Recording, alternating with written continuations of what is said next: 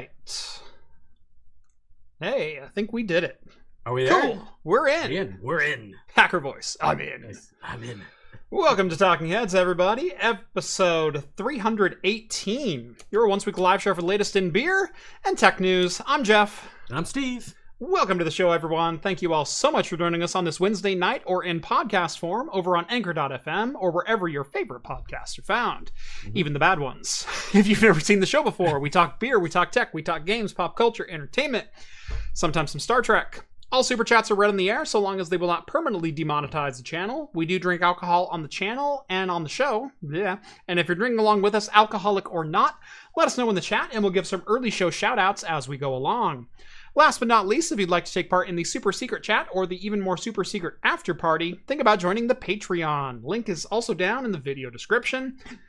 And as a bonus, you'll get exclusive access to my Discord server where you can chat with myself, John, Rhett, Steve, all the hosts from Talking Heads, and join the awesome community that hangs out over there. Man, as soon as the stream starts, it's right when I gotta itch my nose. Just when you can't scratch, that's when you really gotta do it. When you gotta do it.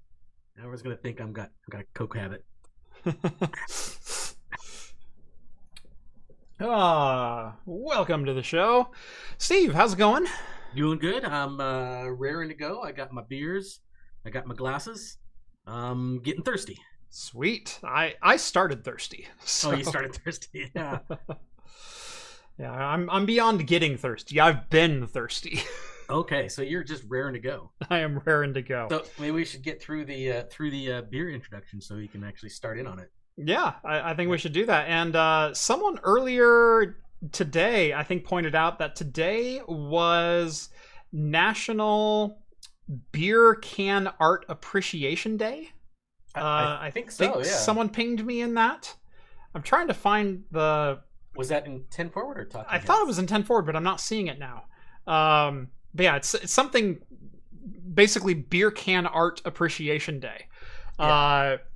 So I don't have anything extraordinary here, but I did grab a couple that kind of jumped off the shelf. But why don't you go and go first? What do you what are we drinking tonight? Actually, if you watched one of John's latest videos, we got a beer mail from a fan of the show, and he sent us a bunch of El Segundo brewing company. So there's a bunch of duplicates. So I grabbed a couple of those.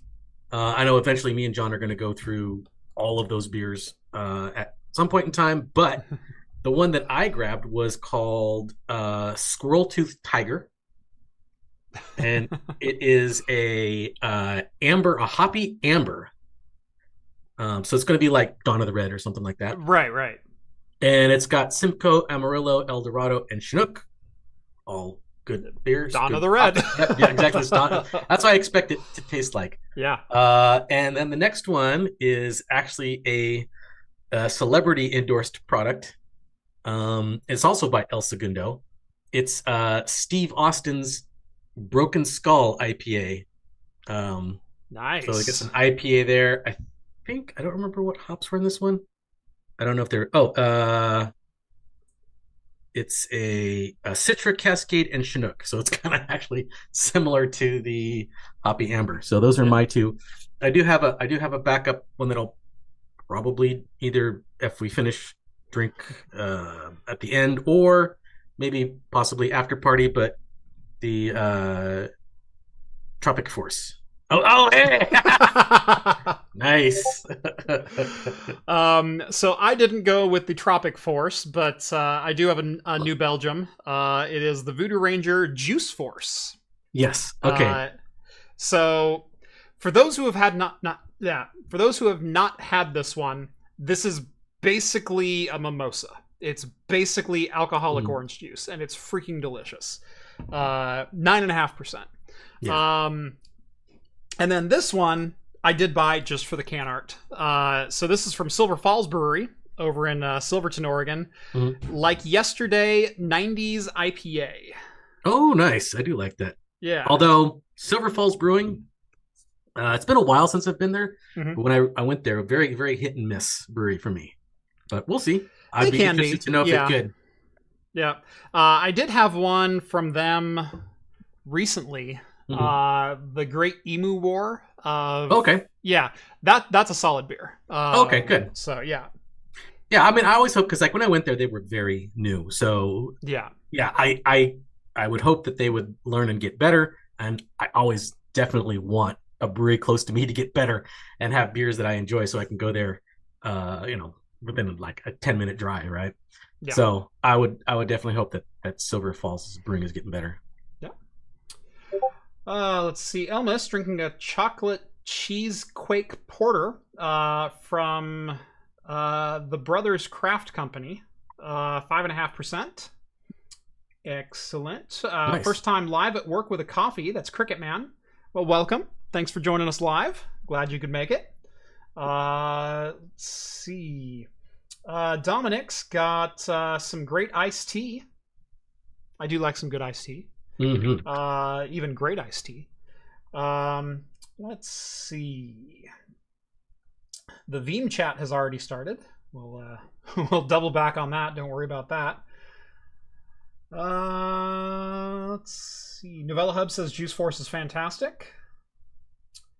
Jason's got a Fruit Saison Sour Kiwi Strawberry Session Sour Ale from Oakshire, 4.5%. Nice. Oakshire, hey. Oakshire, right down. Yeah, you're wearing the hoodie. I'm wearing the Oakshire, yeah. Down there in Eugene. Let's see.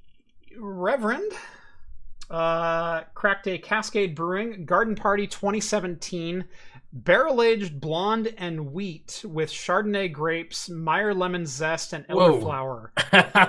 Fancy. That's when you gotta lift the pinky up while you drink it. Yeah. You best be doing this all night. It's got elderflower, so it's like, yes. Yeah. 9.8%. Yeah. Harley's got a North Coast Brother Thelonious. Ooh, Brother Thelonious, one of my favorite Belgians. Yep, that's a great Belgian. So good. Novella's Liquid Death Night again. I do like Liquid Death. I keep them stocked in my fridge. Mm-hmm. Veronica's here. Hello, Veronica. Chocolate cheese quake sounds great. Yeah, I was kind of curious on that one myself. Michael's got a Bell's Big Hearted Ale, 9.5%. Mm-hmm. Let's see. Tech Geek chimed in. Member for 19 months. Another month, another nickel. Thank you very much, good sir. Michael's got a $10 Aussie dollar super chat. Iced coffee and peanut butter whiskey. Because Cosworth is an evil man. Love you, Cos. Good day from Australia. Okay. Iced coffee and peanut. Okay, so I kind of had this discussion with my nephew, who just kind of started exploring cocktails and stuff like that. And he remembers me letting him try peanut butter whiskey when I bought it. I personally did not like it. I think peanut butter whiskey is a travesty. But I'm like, okay, maybe you could mix it in cocktails, but I couldn't find anything to mix it with. I don't know if iced coffee and peanut butter whiskey sounds that great to me. You know, now that I process that combination, maybe. Right.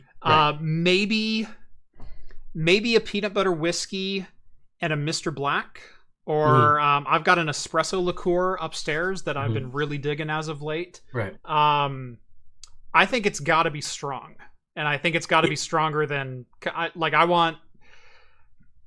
The thing with the peanut butter whiskey was it literally just tasted like salted peanuts. Yeah. I wanted a little bit more sweetness with it, and it just wasn't there. I think pairing that with some kind of an espresso or coffee liqueur, where you get a real deep syrupy sweetness. Which brand did you get? Which brand did you get? I'm drawing a blank on it right now. I'll grab it for the after party. I'll bring it down here and show it off. But because I was thinking that maybe like a mudslide with some peanut butter whiskey, and that would be really good. That would also obviously sweet, but it's like a dessert cocktail or something like that. Yeah, that would be excellent. I do make a killer mudslide too. So yeah, that would almost turn a mudslide into like a peanut butter parfait. Like that's basically go full Dairy Queen. Yeah, exactly. That's just like a Dairy Queen peanut butter parfait blended up. Skull says 80% coffee, 20% peanut butter whiskey. Sounds like a Muddy Buddy in a glass. Yeah, I think there's some potential with the coffee aspect of it that I really wasn't seeing before, because I was kind of with you on it. I'm not going to take that whiskey and drink it straight. because to me that was just taking a handful of peanuts and going, okay. Yeah. It definitely tasted like peanuts. It definitely did not taste like whiskey, but also I have no desire to drink peanuts. But if there was a cocktail that called for that exact flavor, I think it could be a good match. No, I mean, I do too. I mean, I was always thinking of what I could mix this with because I definitely did not like it straight. Same with you. I didn't like it straight, but I'm like, well, what can I mix this with to make it better? And I didn't have anything to make mudslides at the time, so I didn't even do that. But I know there's got to be something good with it. Yeah. About as weird as Fireball whiskey. Yeah, like, and I know some people enjoy drinking Fireball, like doing shots of it and whatnot. When would you ever actually use Fireball, though? Like as a straight one? As a straight drink? When would you ever use Fireball? Like, if you're not shooting it, what's the point of Fireball? I actually used it in a hot apple cider cinnamon whiskey, a little bit of lemon type. That was really good. Doing like a hot toddy kind of thing? Like a hot toddy type of thing. Okay. But I have not found anything else that really works with it. Yeah. And yeah, I think that's a perfect category for that. Number one, Fireball anymore is even more terrible than it was before to begin with. Yeah, no, it's too sweet for me. I can't even take shots of this. It's just way too sweet. Yeah.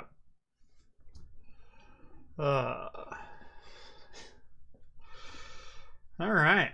Well, I'm going to go ahead and open up one of my beers. I think I'm going to start with the Like Yesterday's 90s IPA. Okay. We'll do the Silver Falls first. Okay. I'm going to go for the Squirrel Tooth Tiger.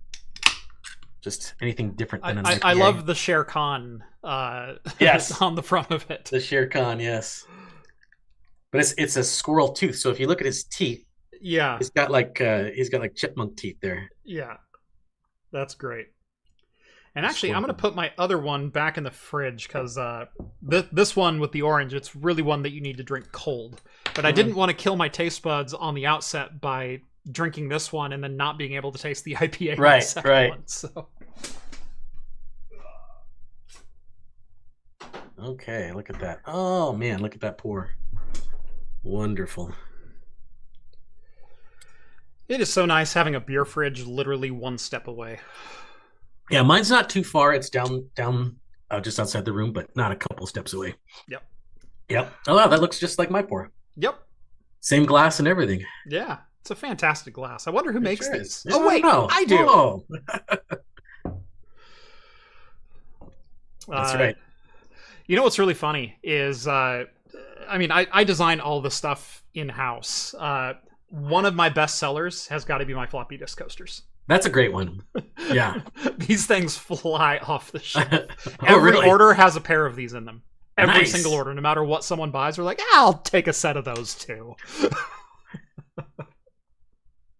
Yeah, those are cool. And then of course, little kids who see that, it's like, why do you have a coaster with a save button on it? Yeah. Well, it's really funny. So for those who don't know, craftcomputing.store, go over. I design and make my own pint glasses in multiple varieties. We've got these two up right now. I'm constantly working on new designs for new merch. I've got bottle openers, I've got coasters, I've got all kinds of fun stuff. Coffee tumblers are the newest addition. Those have been doing very, very well. Double wall insulated coffee tumblers, 20 ounce, fit in a cup holder, and actually pretty reasonably priced. Stanley who? I was gonna say, let's see if you don't have Stanley on them. Yeah. So recently I made a change to the store. We're now offering flat rate or free shipping depending on where you live in the world. And because I heard that from was it Adam Ruins Everything? Adam Conover on his YouTube channel. He was doing a thing on the myth of free shipping and free returns. And he goes, consumers don't want to pay for shipping. And if they go and buy things and then they go to check out and you tack $15 for shipping on it, they go, screw that. But if you simply raise the price of your items $20, they'll go, oh, free shipping, done. Free shipping, yeah. And so I went, no, it is. Why am I dealing with that then? And so I changed to free shipping. My sales have more than tripled. Yeah. I think that's absolutely correct because it's the same thing with like they view it the same way as sales tax. Yeah. Like, why don't they put the price included with the sales tax, and then people wouldn't complain about sales tax so much. Right. But when you like go to the counter, like, well, I want to buy this thing. It said this, but then when I go to check out, it says this now. You're like, well, screw that. I ain't doing it. Right. But yeah, if the sticker price actually matches what you check out as, yep, well, then you're good to go. Like, people don't care. Yeah, so I've plastered my shipping prices right at the top of the page now. I have had to make a couple adjustments as we've gone along. There was one particular order to Sweden that absolutely I ate it on. Oh, yeah. But for the most part, it's been fantastic. And I mean, even though there was an order to Sweden, I think it was $65 for shipping is what I ended up paying. Oof. But it's like, I said free shipping. Luckily, they bought enough where my profit margins were still high enough. I didn't lose money on that transaction. Right. In fact, I still made a decent amount of money. But what's really fun is we've been getting like multi-$100 transactions to various parts of the world. I did a $230 box to Australia recently. They paid $12 flat rate shipping. And nice. I mean, it cost me $35 to ship it, but I also raised my prices along the way and made up for it. So... Mm-hmm. It has been going gangbusters. It's been awesome to see everything start selling and people enjoying my products. Like, you have no idea how happy that makes me. Oh yeah. So you got more use out of all your etching tools and whatnot. Oh yeah. Yeah. No, it used to be I would spend about an hour and a half, maybe twice a week out in the garage. I've been spending 2 hours, probably 3 to 4 times a week now. In the garage, just etching product. And in fact, that's usually how that's probably how I'm gonna spend my Thursdays from now on, is just product. You do have kids, and child labor is, I mean, they kind of family business child labor stuff. Laws are pretty lax. Yeah, they're pretty lax. You can get them, you can crack the whip there.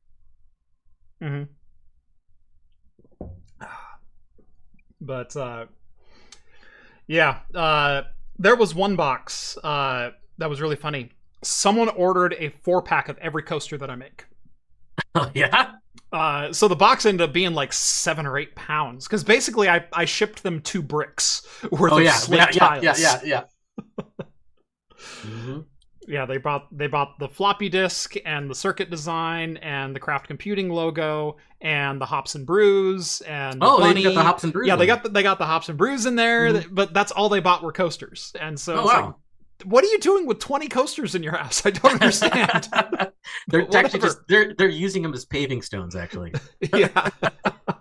They're gonna make a path to their garden now.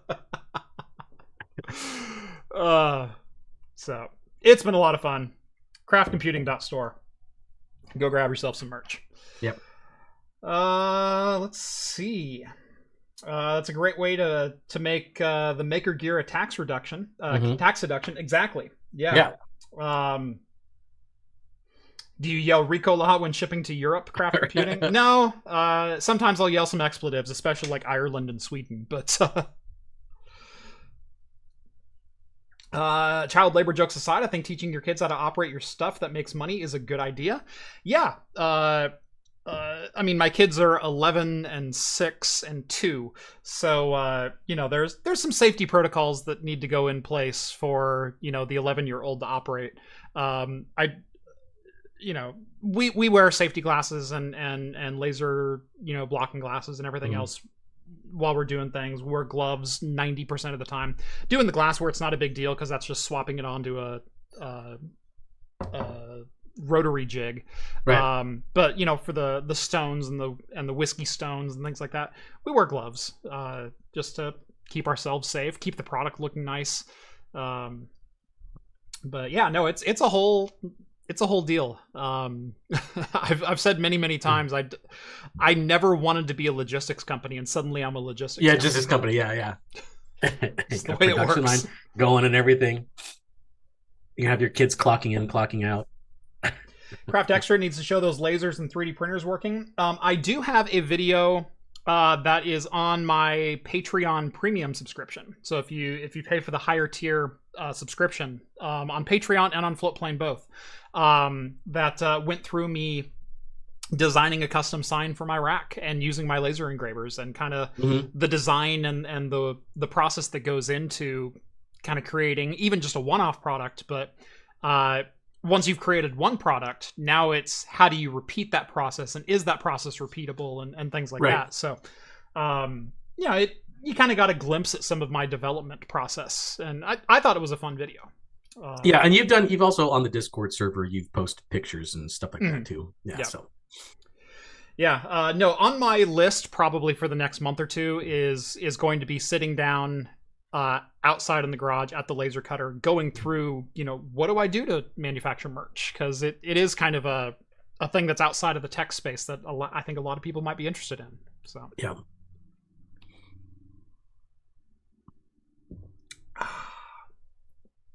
Not a bad beer. The not bad? Silver Falls. Okay. Not bad. It's dry and maybe it's very dry, which is not a negative thing. I like dry beers.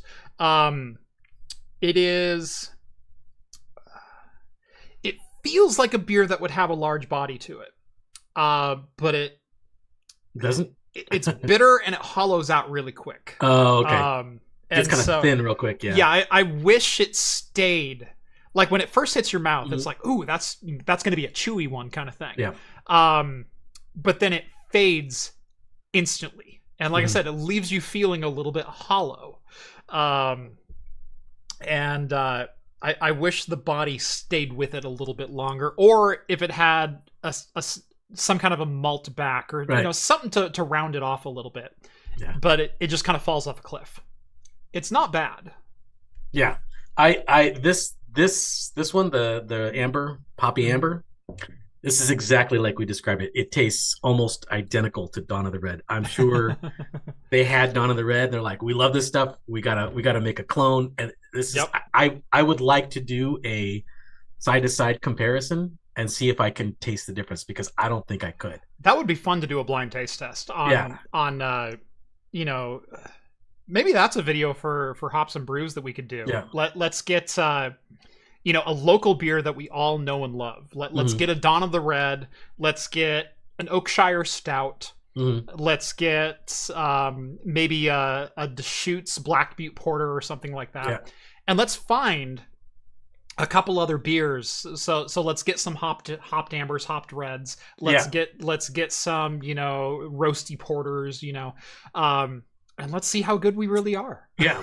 Oh yeah. No, I bet if there are varieties, I can definitely tell the difference between a stout and a amber.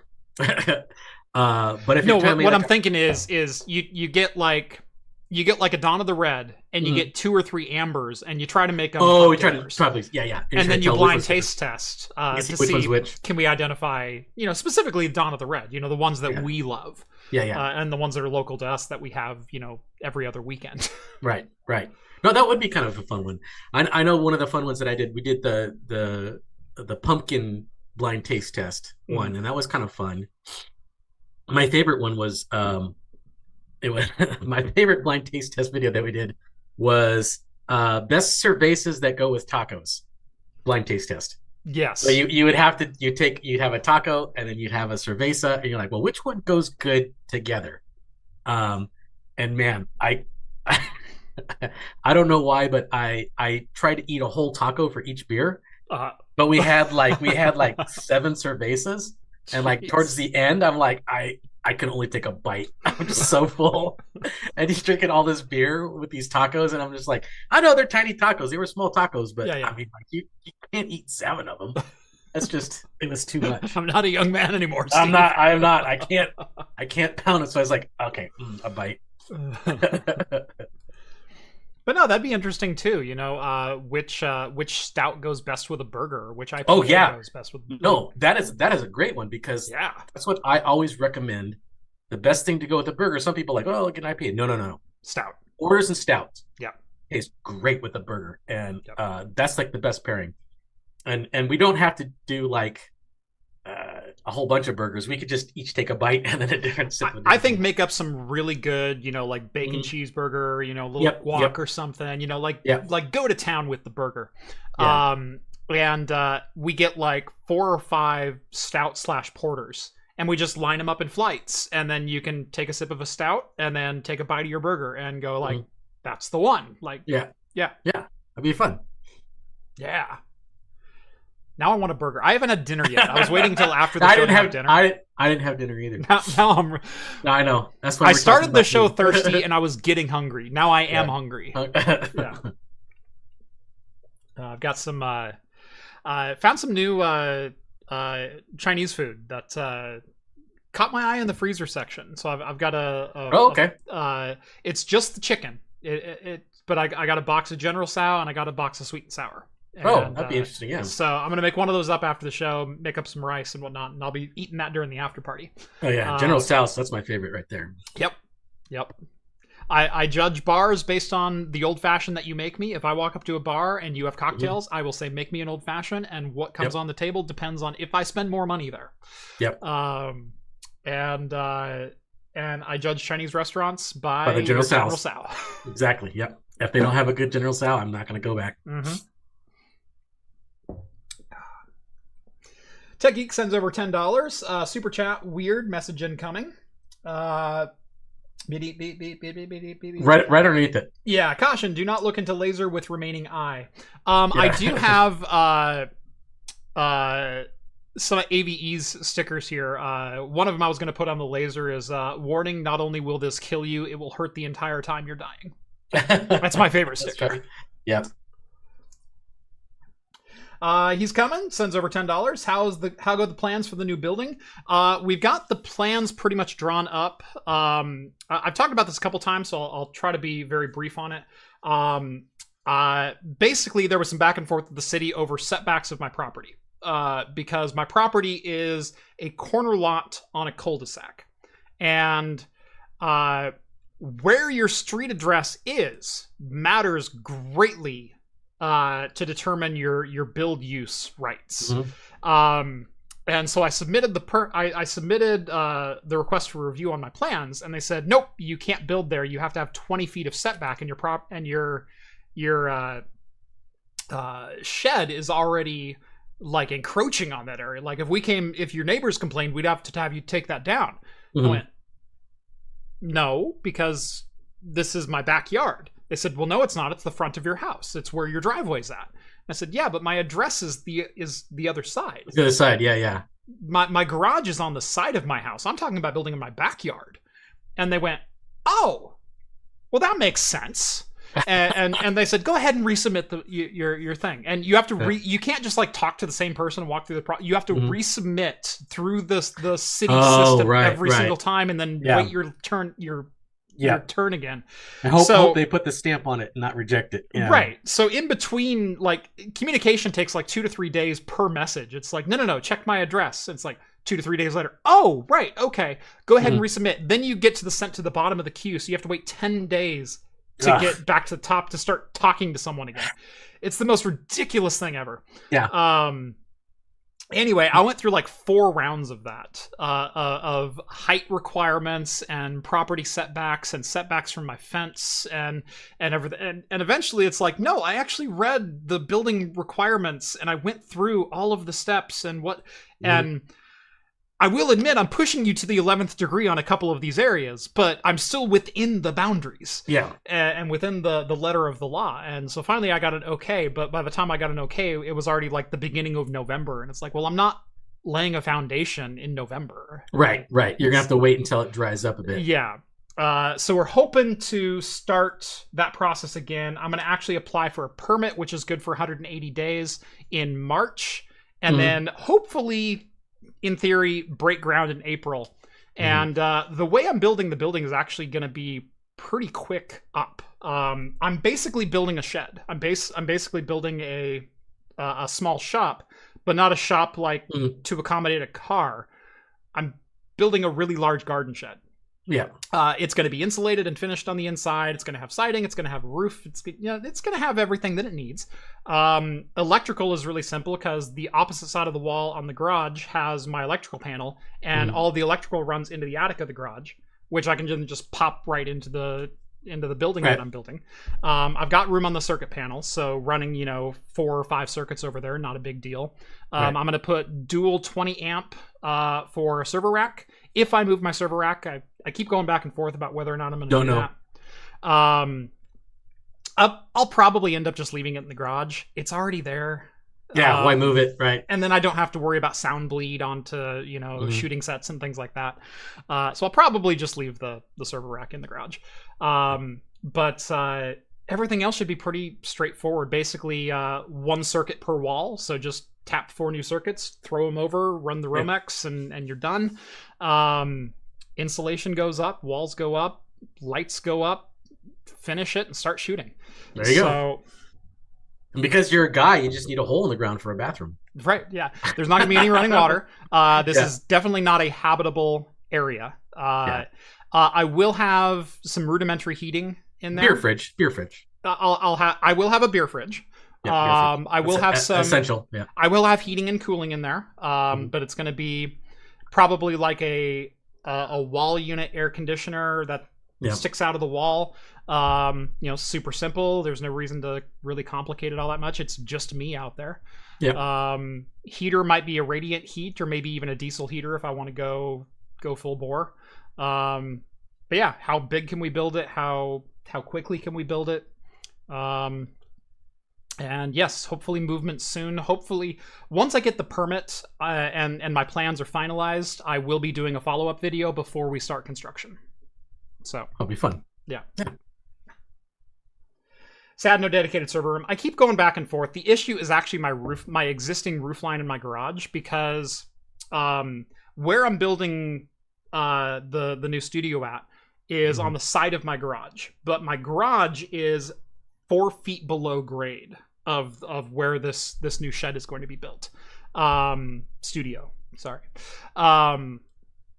And my roof line on my garage is just a typical peak. Gabled peak. And that gabled peak is going to be impacting maybe 5 feet up, 5-6 feet up on the no, it's further up than that. It's like 8 feet above the ground level on where I'll be building, but my studio is going to be 12, 14 feet tall. And so that gabled roof is just going to impact right there. The problem is I'm going to put the server rack, I was going to put the server room on the back side, which means that's where my roof line is about, 5 feet off the ground. And I wouldn't be able to really reconstruct a roof line without doing a whole bunch of weird geometry to make the room functional and also make the make the room livable or even walkable. Mini split might be simpler and cheaper. I've looked into mini splits as well, and that's totally on the table. So yeah, just get an aircon mini split with heating and cooling. Surprisingly enough, it might still be cheaper to go the other route. I don't need a lot of heat out there. The main thing is just going to be cooling during 3 months in the summer.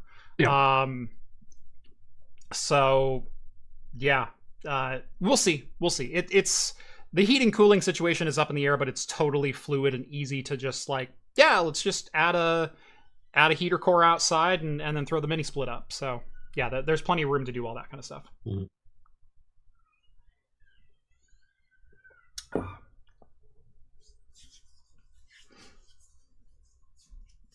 Okay. If you put a sub panel in, remember you only run the hot and common. Ground is at the main. Yep, well aware of that. We're not doing a sub panel. This is all going to be home runs. They're short enough. It's going to be easy enough to do that, and no complication with a with that.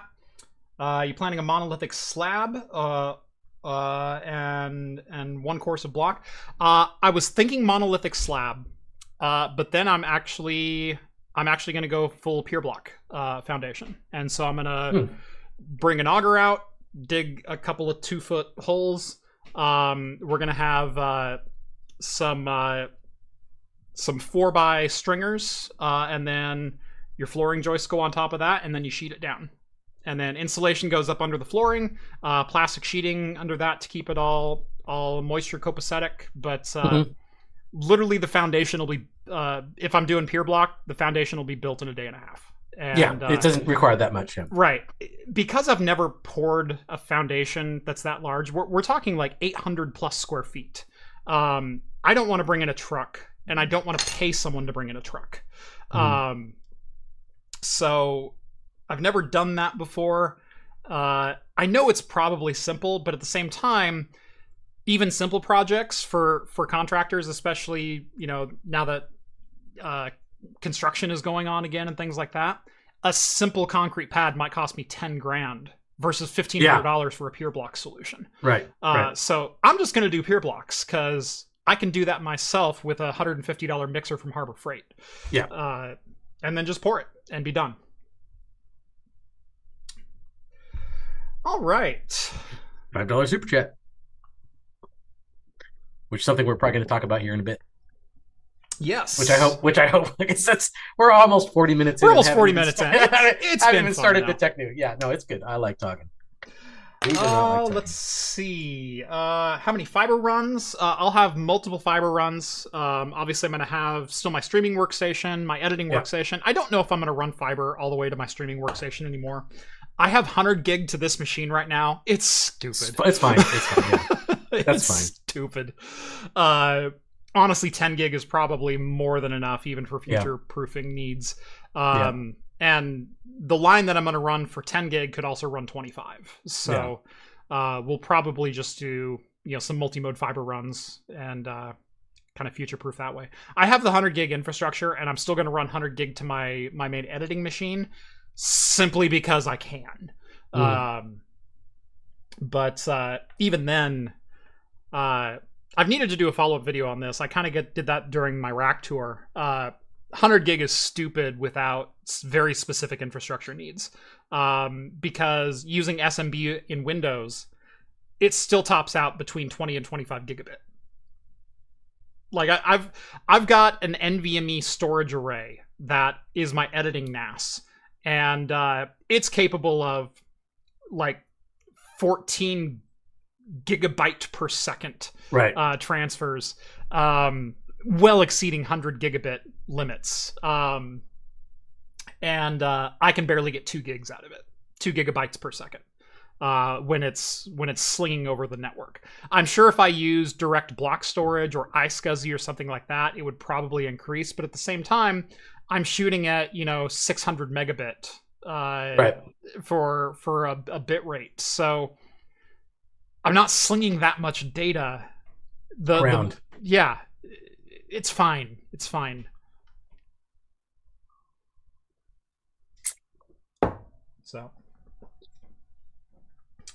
it's stupid fast it is. Yeah, it's both. It's both. Yeah.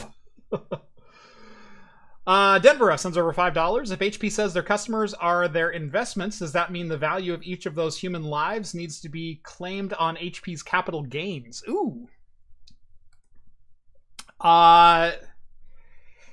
Well, if corporations are people, that would make HP the most valuable thing of all.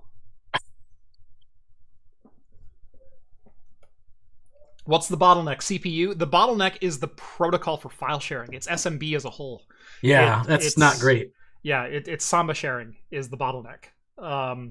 You really need to go straight up block level to start bypassing some of that. And so you either need to do iSCSI and native format, so NTFS or exFAT, for Windows to be able to properly sling data at that speed. And that might be a fun test to set up an iSCSI share on there and see how fast I can make this thing go. But Samba for the longest time capped out at about 10 gig. And Microsoft's engineers, I hear through the grapevine, not going to mention any names, but got 25 gig to all their workstations. And suddenly they discovered there were problems with SMB and slinging more than 10 gig. And so all of a sudden, 25 gig is kind of the new limit for SMB because that's where it's been optimized to. Oh. So, yeah. Yeah. 100 gig, it's really fun. I love that I have it, but it's stupid. Mm-hmm. Single mode is better, yeah, but single mode is way more expensive. And for the length of runs that I'm doing, multi-mode checks every box imaginable. I have single mode running for my 100 gig stuff, and that's simply because I got killer deals on the 100 gig optics. I paid $5 per optics, so I bought like 4. Oh, that's ridiculously cheap. I spend more on 10 gig optics. I spend, $12, $15 on brand new 10 gig optics. I got some Intel OEM 100 gig single mode optics for $5 a piece.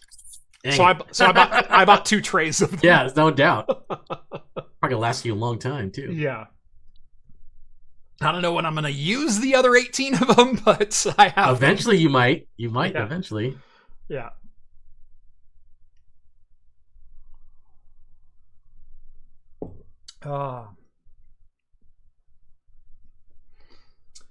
All right, let's go ahead and jump into the tech news. Finally, hey!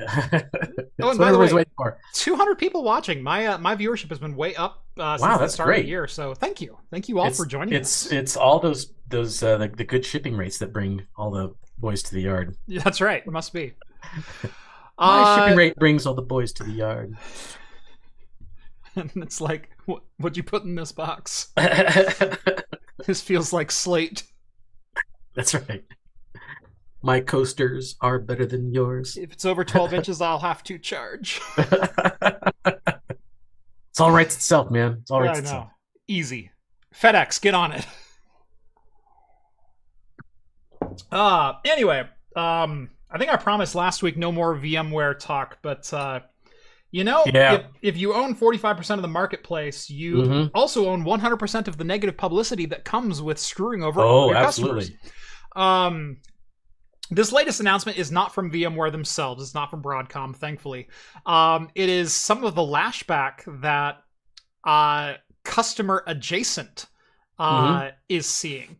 For years, Steve, have you ever used Veeam, or are you aware of Veeam? No, but I know Veeam is a backup software, correct? Yes. Primarily they're a backup software company. And I use them for a number of large customers, large projects and stuff like that, and always had fantastic luck with it. But they were very infrastructure dependent. And what I mean by that is they really only made solutions for ESXi and Hyper-V. So you could run Windows. And in fact, most of my clients ran Windows, and so we ended up using Veeam, Hyper-V, and Windows file server backup quite a bit. Veeam is a very big player in the virtualization backup space, and one of their biggest service outlets is customers of VMware. Well, if you are looking at, I don't know, for some reason migrating off of VMware due to recent license changes and overall dickery from Broadcom, that puts Veeam's financial interests at risk. Yes, extremely. So Veeam has actually come out and made a statement saying that Veeam is going to, in their next big release, Veeam will be supporting Oracle Linux KVM, which also means that should extend support to any other KVM style infrastructure. So Proxmox. Yep.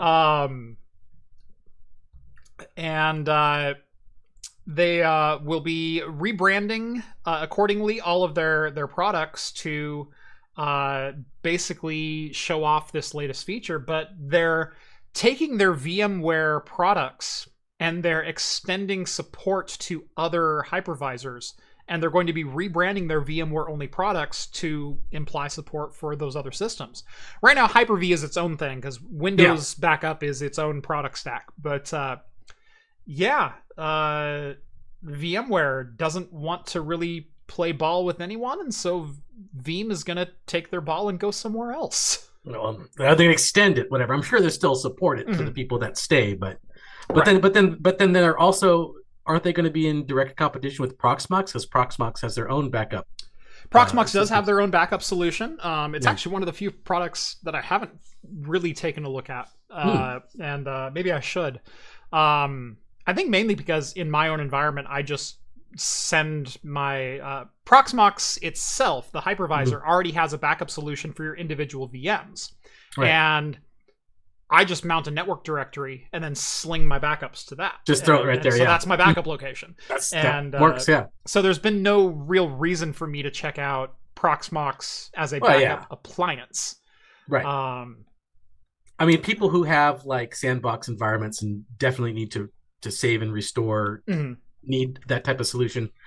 Obviously, you're not that type. So, but I know that because that's kind of something I'm dealing with at work, because we're setting up an Oracle sandbox environment, and we need to deal with backup stuff. Though I'm not part of the infrastructure, so I don't get to decide those type of things. Yep. That was why it was fun being the director. Is I'll get 4 quotes on my desk and I go, I like them. Yeah. No, I don't get to deal. I go like, I need this box, and they're like, okay, we'll build that for you. It's like, well, I also need backups because it's a sandbox environment. Yeah. And they're like, well, okay, we'll try to make that work. They don't tell me what that is. Yeah. So I have to submit a ticket every time I want it restored, which sucks. I can't control my own fate. Yeah, it is. I've worked in a couple places where we've had dev teams, and I like being able to give devs their own sandbox environments. Oh, yeah. And hey, what hardware do you need? Your dev hardware doesn't necessarily need to be in compliance with our enterprise file share solutions. You know, you're spinning up VMs and doing bug testing and whatnot way more often than is called for by our current back. Just figure it out. You do you. And it's usually what we did for dev teams. I would say that's pretty safe for senior dev teams. A lot of people who are newer devs don't really know the infosec side or the infrastructure side of stuff well enough, and they can usually end up shooting themselves in the foot quite a bit. Yeah. But I could say with like senior dev people, I give them. I'm not saying no compliance. I'm saying internal department compliance. Yeah. You don't necessarily need to fit in our global data retention policy. Yeah. But you still need one. Yes. So HP's always fun to talk about. Oh gosh. And man, their CEO has been running his mouth as of late. Enrique Lores addressed the company's controversial practice of bricking printers when users load them with third-party ink cartridges. He spoke with CNBC earlier this week, and this is an attack vector I've never heard of before. Yeah, because this is one article I did actually read thoroughly because it kind of interested me. Because you're right, I had not heard of this attack vector before, and I don't even know if it's possible. Maybe with HP printers it might be, because I know some other printers, they don't really put too much stock in communication between the chip of the ink cartridge and their printer. Some printers just care like, oh well, you need to tell it how much ink you have, and that's it. Right. Or some little handshake that says you're connected. Right. There's not much communication going between those chips. HP, I think, because they're trying to lock down, this is an official HP ink cartridge. There's more communication going on, so therefore you can do more injection. Yeah. Because of their past policies, they've actually created this attack vector. Yeah.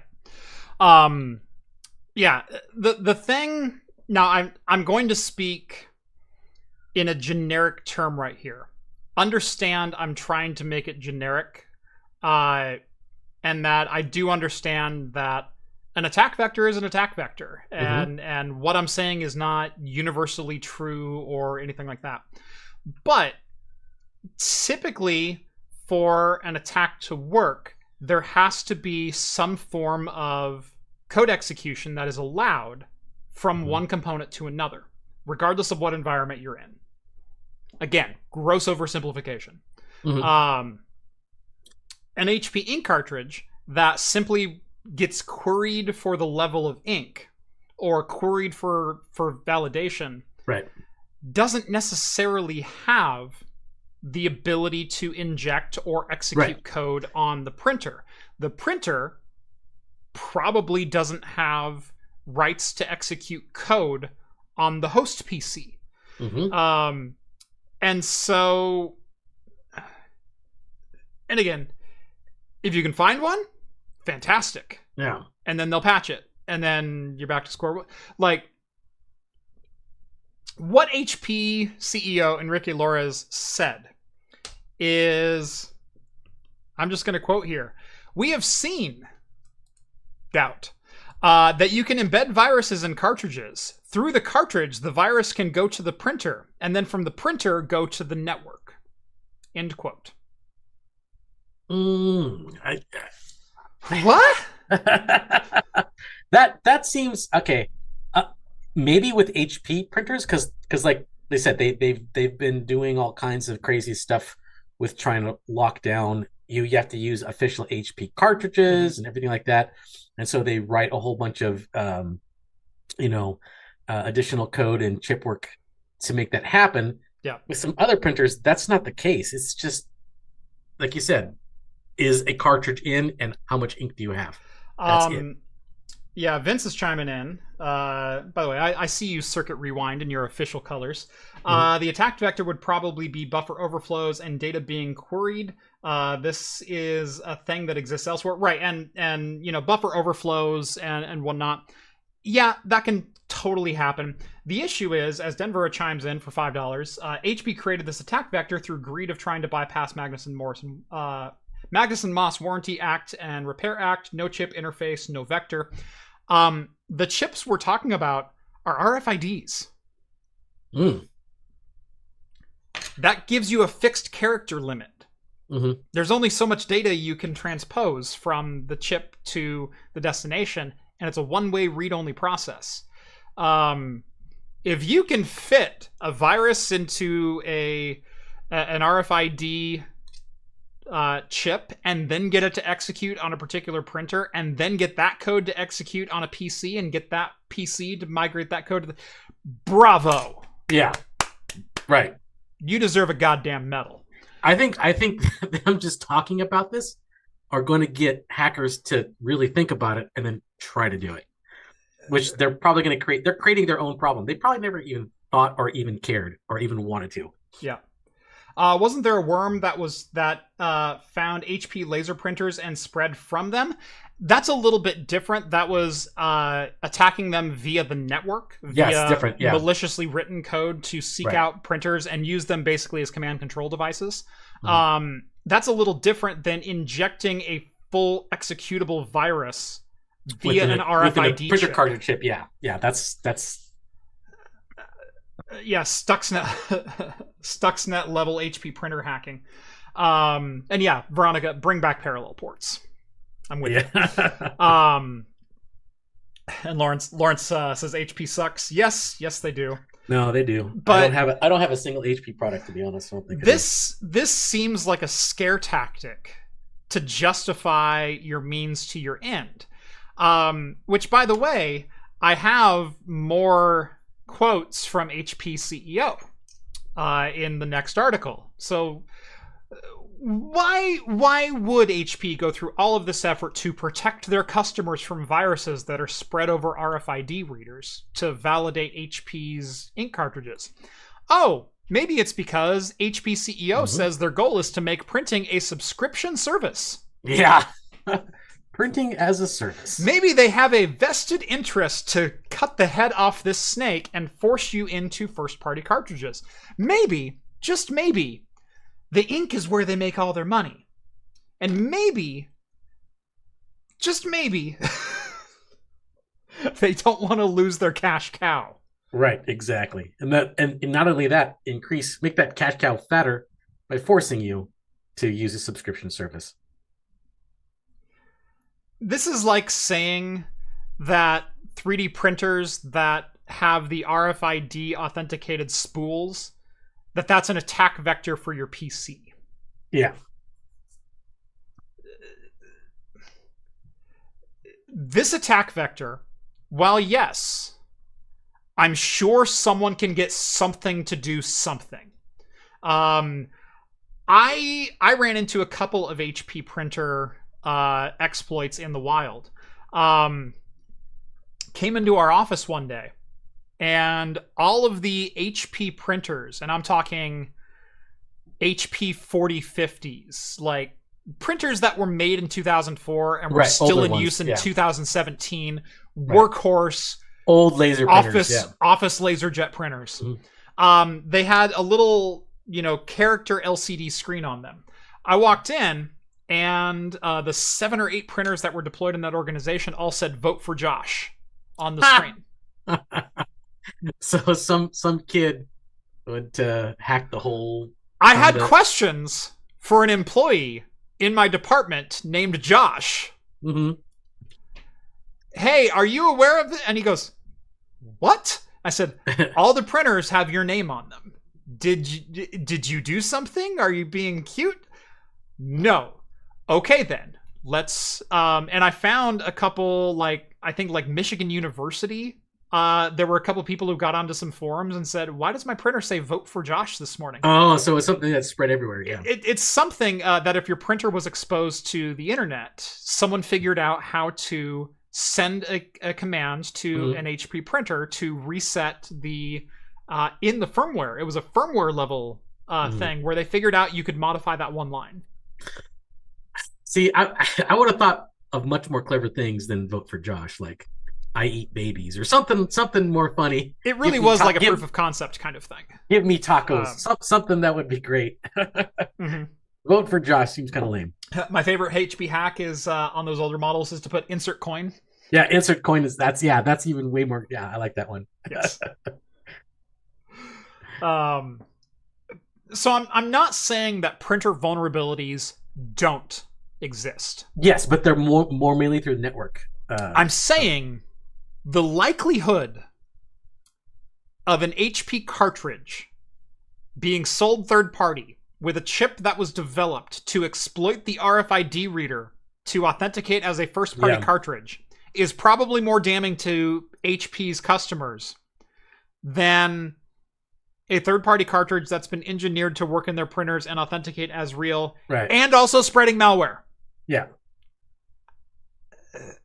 I'm sorry, I'm not a black hat, but I'm also just not seeing that. I mean, I guess if someone was super malicious and completely designed a cartridge from the ground up to use RFID with an additional chip and storage and find a way of doing that.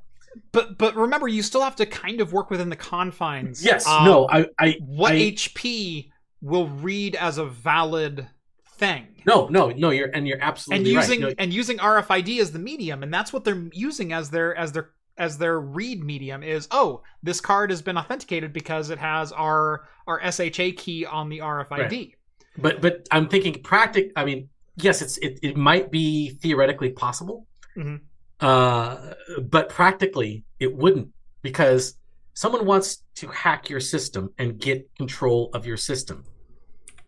They would much rather just hire hackers and try to poke holes in your network to get access to it, as opposed to creating a whole manufacturing line to set up ink cartridges in the hopes that you buy cheap ink so you can hack their system. And then that makes no practical sense whatsoever. And then, what's your end game?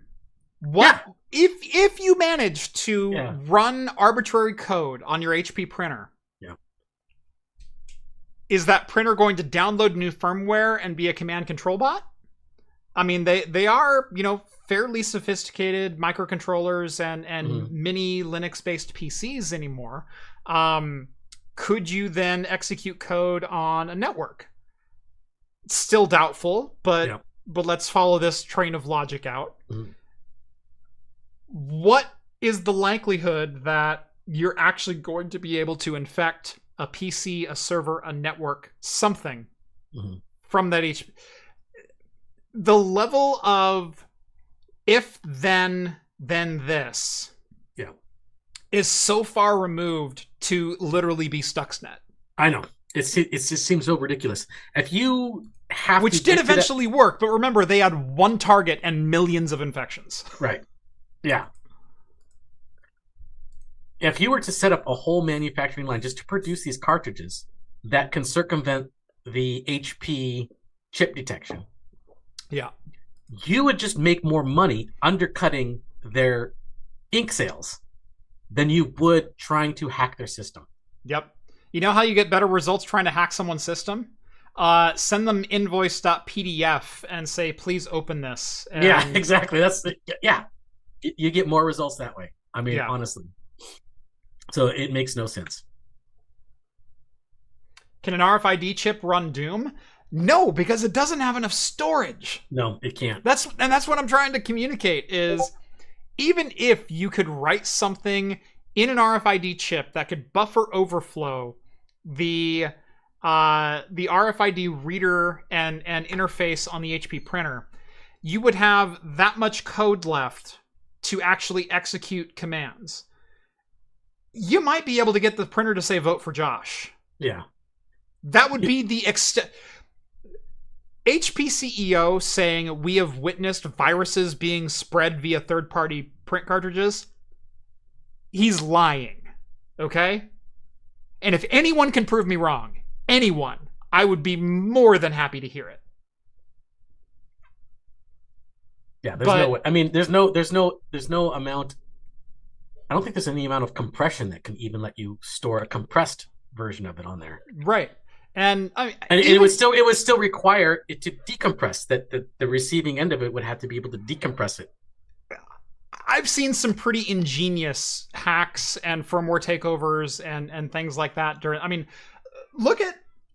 let's equate this to something really, really fun. Let's equate this to the Nintendo 3DS and the hacking scene and the homebrew scene that has developed over the years for the 3DS system, or even the Nintendo Switch. The Nintendo Switch was possible because we found a bypass bootloader set of pins that you can hold and then install whatever software you want, and it's not authenticated.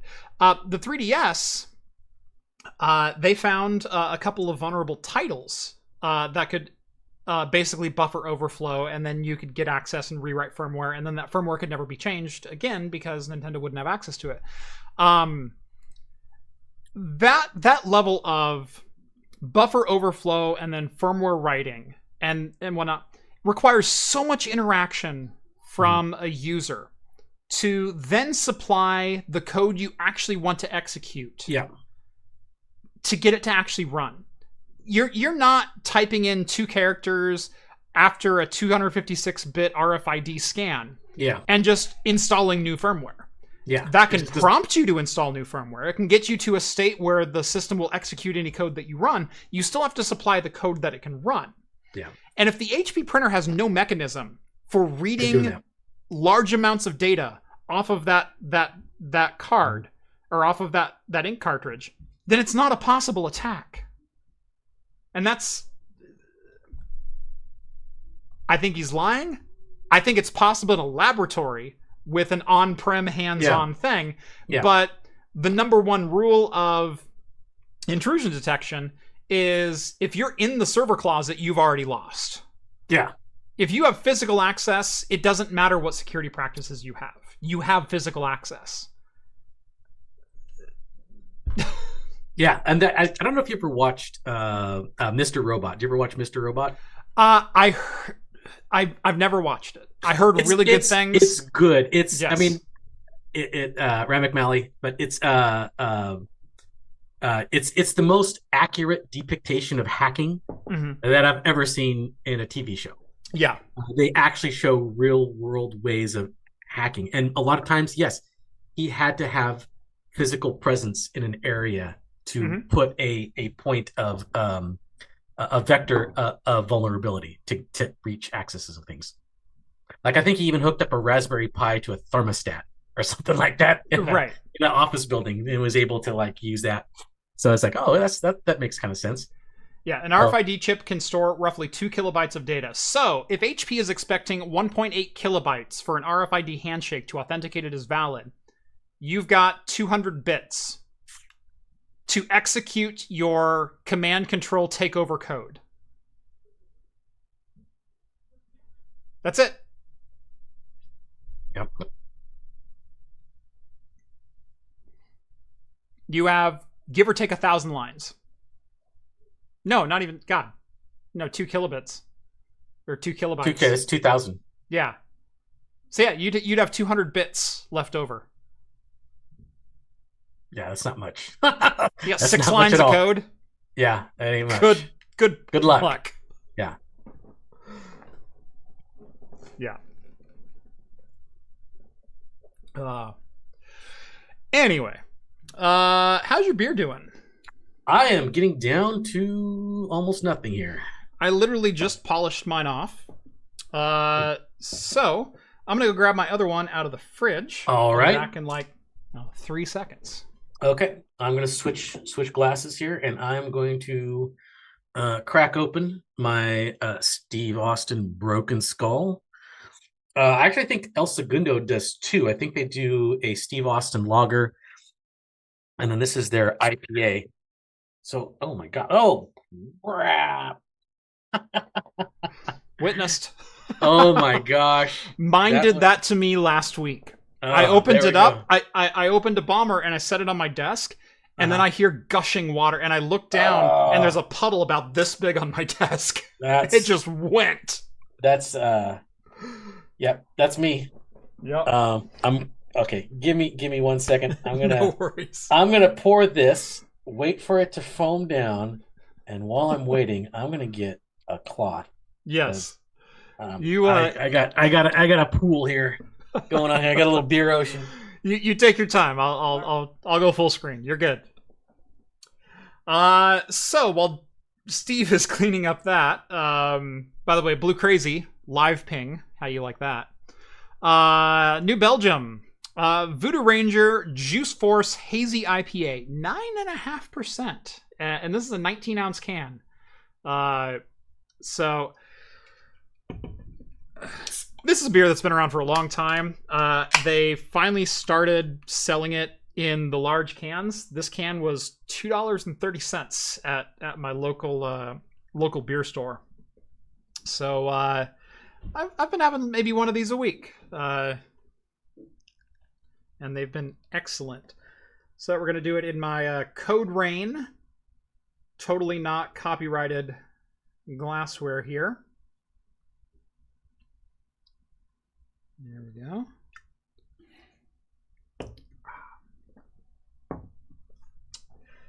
Love me some Juice Force, says Rev. Dominic says alcohol abuse. Yeah, it's rough when it happens. Beer bargain, yes. Gotta love Voodoo Rangers. I do love, yeah, alcohol abuse. Yeah. Me. Yeah. Oh gosh. Now my whole desktop's gonna smell like beer. Yep. To put this into perspective, there's more text on this glass than could fit in the remote execution overflow theory on an HP RFID. That's okay? true. That's true. Okay. Your pint glass is now a hack vector. Right. Yeah. you just need some optical character recognition to scan it in. Yeah. And then execute the code. LOL, that a gas station beer? No. Oh. You can buy this at any Oregon gas station, though. So I guess yes. Actually, okay, despite the giant explosion, this is an excellent IPA. I really like it. It's very old school Northwest IPA. Nice. So, over the years, Steve. Yeah. I'm glad you're on for this episode. Okay. Over the years. I'm the oldest, yes. Over the years, how many times has Atari tried to sell you their base catalog of 50 games? Oh God, just a million times. Yeah. I mean, just going back, if it wasn't for Atari, there wouldn't have been a video game crash in the 80s. Right. It was literally caused by Atari saturating the system with garbage. Yep. So yes, they've been trying this for years. Yep. I wonder if ET is on this one. I would hope so. I would hope so. So yeah, I mean, you got the 2600, which debuted in what, 81? I want to say, like I don't know. 2600 Atari. 77. Yeah, I was gonna say. Oh yeah, 77. Yeah, September 11th, 77. Yep. The other September 11th. Yeah. Yeah. Atari 2600 introduced in 77. So that release also came with a number of the games that we know on the Atari. We know, Space Invaders and Pong and Dig Dug. Pitfall. Or no, Dig Dug was NES. Pitfall. Star Wars. Adventure with the Duck Dragon. Oh, that's right. Combat being still the best Atari game that they ever made was Combat.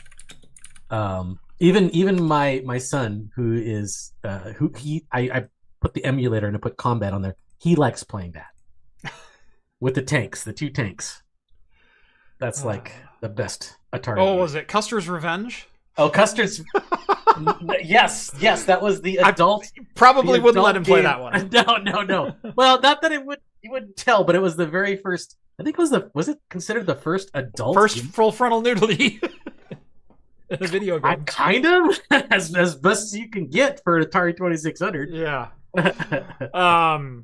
Anyway, Atari sold so many games in the early to mid 80s with such garbage quality that's literally why, like Steve said, the video game market crashed. People were done buying games because they were tired of paying $30 and $40 for something that was garbage. The code could fit on my glass. Yeah. They were crap.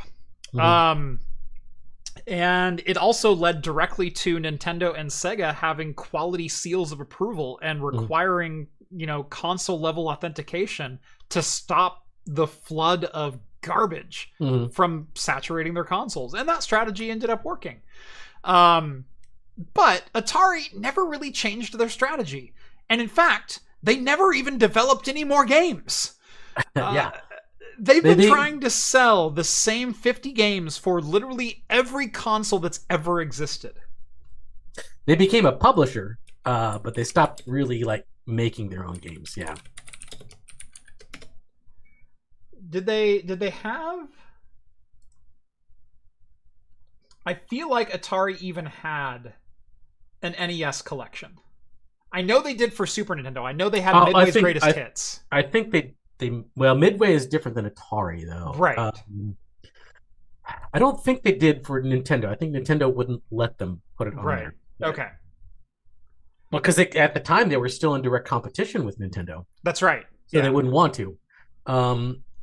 I know that I think I just was it just on Epic? I believe Epic just had a giveaway where it was a bunch of Atari Classic type stuff. Probably. I want to see Epic free games. I believe it was just recently. But anyway, the collection really hasn't changed. No, it's just the packaging and what console it's on. Super Nintendo had a collection of some of the greatest Atari hits, and every console since then has had, hey, remember us? Do you want to play, Pitfall? Pitfall, and well, this isn't even their first handheld. I love the absurdity of this title too, because Atari is entering the handheld market. This is not their first handheld, okay? Yeah, it's their most recent handheld. I even remember a couple years ago they had they used to sell the classic Atari controller, the one with the one button and the one stick, that had the RGB hookups that you could just plug it into your TV at the time and play. Right? They literally had a Atari console in a joystick. Yeah. That was I think I want to say maybe 10 years ago, 15 years ago. Yeah, it was 15 years ago probably. I actually had one of those. I had one of those. I had the Frogger console. I had a couple others. Because this was long before being able to, create a Raspberry Pi and emulation box, dedicated emulation PCs. Yeah. In a small enough form factor to actually make them viable as HT PCs. And so, yeah, I had a couple of those that I would hook up to an old 20-inch CRT that I had. So you want to play those games? Here you go. There you go. Nuts. You can do it. Yeah. Go play each one for about 10 seconds before you're disgusted by them and just turn it off. Right. But yeah, Atari is entering asterisk, the handheld gaming space with this gorgeous console that packs 200 iconic games. My first thought looking at this console, it's a widescreen LCD. I'm already turned off. Yeah, because they didn't have widescreen support with their games. They never had that. You didn't even bother sourcing aspect ratio correct hardware. Yeah. If you're gonna do it, then freaking do it right. You gotta make it square, man. Yeah. It's gotta be square. The nice thing is, this is not just Android running Atari's games, the Atari Pack. This is a tailor-made operating system. It's a proprietary OS. Okay. That runs Atari's games. So it's probably some Linux OS that we've been seeing on, Anbernic handhelds and things like that. Which does give some hope that, if you like this form factor, maybe we can hack it one day and get the entire Atari collection on there or something. But it's not running, obviously, a desktop OS. It's not running SteamOS or Windows or anything like that. It's not even running Android. And for the most part, it looks like they got the controls right. They got the jog dial on there. They've got the number pad down here. They've got a number of buttons. So maybe this could be used to play other games down the road. I don't understand the 4 buttons because the original joystick had 1 button. Was a joystick with 1 button? 1 button. Yeah. Even when they expanded, because after that, the Atari ST, the Atari 800, 400, and the 1200 XL. Even those, I mean, those had keyboard support, so you can play with a keyboard. Right. But maybe this one supports some of those. But even then, you're right; those didn't have widescreen support either. No. No. All of these games were designed to run at essentially, gosh, what was it? 320 by 200 or something like that. Yeah. It was slightly more than not even that. I think it was lower than that. Was it? Yeah. Oh yeah. No, it's because it might have been 128.96. Something like that. Yeah. Yeah. It was like original Atari was like very, very low. Yeah. But yeah, Atari, I understand you're still a company.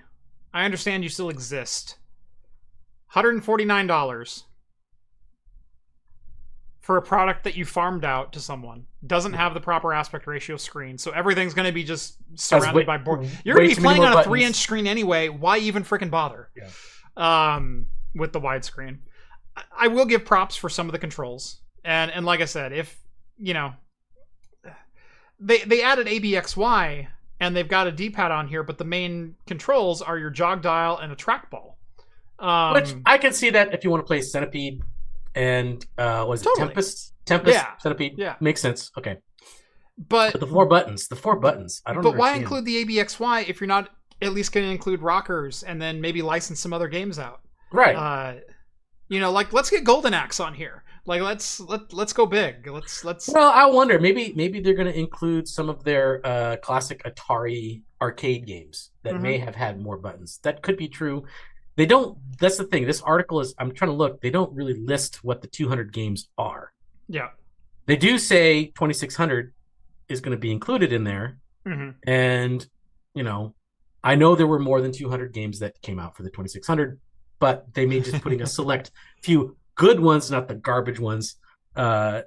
Just like the good ones they might be putting on there, and then they could be doing like some select, Atari ST games. They might be doing some Atari arcade ones, but I still don't know of any classic Atari games that supports widescreen.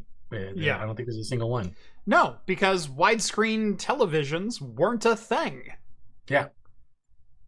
Until 15 years ago. Like it wasn't that long ago that we made the switch. I know. So it's like at the time when they didn't make the switch, I think Atari was still maybe publishing some video games. but Yeah. they definitely were not creating anything. They weren't cranking anything out. Speaking of video games, and let's move on to creating new video games. What a concept, Atari. Have you played Palworld yet? I have not. I did buy it though. I bought it. It's on my list to probably explore this weekend or next weekend, and I'm sure it's going to be a game that's going to sell PC parts, and so it's got to be in my benchmark rotation from now on. So whether or not I dive into it and I end up playing it, or just have it for benchmarks, I do have it. Yeah, I do too. Anyway, I got it. Palworld becomes the second ever Steam title to hit 2 million concurrent players. I know. Second all time to only PUBG's 3.2 million concurrent record. And this is on opening weekend for an early access game. Holy crap. I know. It took PUBG a while to ramp up to that. Yeah. Because PUBG didn't get super popular until I think a couple months down the road. But this just exploded out of nowhere. I mean, that's the main reason why I picked it up, because I got to experience this for myself. I don't understand what the obsession with this, because my understanding, a lot of people describe this as Pokemon with guns. I think just that description in general got people worked up. I think so. I mean, there's definitely some art style familiarity with Pokemon. Although Pokemon's never been this polished. Shots fired. Which you can also do in this game.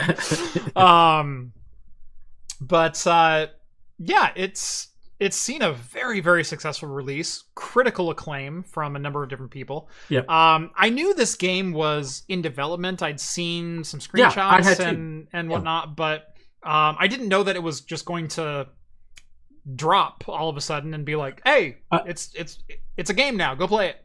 Yeah, I remember seeing because I love the Steam summer sales, winter sales, and stuff. And so at the winter sales, you have to go through to get free cards, right? To get free cards for everything, you have to go through your queue to see different games. You just look at different games that could be coming up. Yeah. And this one came up several times in my queue when I was flipping through it. I'm like, okay, this looks interesting, but it didn't really strike me as something I would absolutely have to play. But I'm like, oh yeah, Pokemon with guns, that's kind of funny. All right, that's inventive. Okay, let's move on to the next game. All right. But when it dropped, man, it just blew up. Yeah. I don't understand why. I don't know. We'll find out.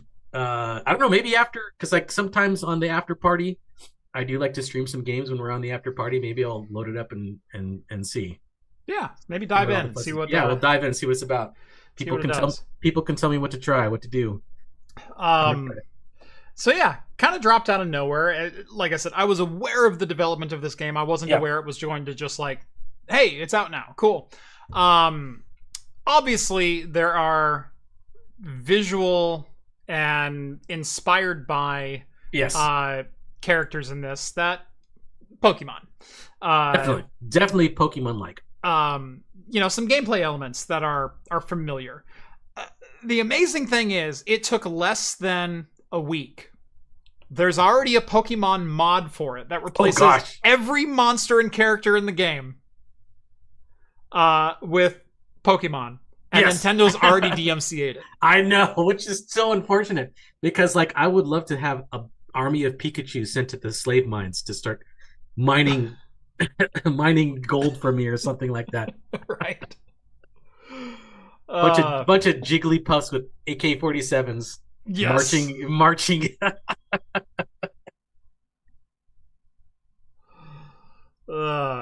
Just an army of Squirtles set up as siege tanks. Yeah, exactly. There you go. And this mod's gonna get leaked. They're gonna go out and pirate. People are gonna mod it no matter what. Oh, there's no turning off this mod now. No, it's already there. Yep. It was too late. I've seen everything. Yeah. So Nintendo is aware of this game. They've already DMCA'd and they DMCA'd the mod maker. Let's be clear. This was Nintendo sending a cease and desist DMCA to the mod maker, not to the game mod creators. maker, Yeah. not to Palworld. Yeah. Now, it's a really good thing that social media doesn't rule the world, because if you jumped onto any social media in the last week or so, you'd see some fanatical people claiming that Nintendo should absolutely copyright strike Palworld into oblivion, destroy the tapes, punch the lawyer, sleep with their wives. You know, what's the normal mantra? And basically, you know, fire and brimstone the earth behind them. Because this is just and Pokemon. See the lamentation of the women. Right. Yeah. This is just Pokemon, and they straight up stole it. And, no, absolutely not. Let me just say, from someone who does have, number one, I'm not a lawyer, no legal expertise, but I do kind of live in this industry, where copyright is kind of an important thing to me. In fact, I got copyright struck last week, and I'm currently seeking answers I heard about why that happened. Yeah. ZeniMax copyright struck a 6-year-old episode of Talking Heads, right, in which we showed no imagery or graphics whatsoever. We just talked about Fallout 76. Mm-hmm. We just talked about it. I shit all over Fallout 76. We did. But it kind of deserved it. Yeah.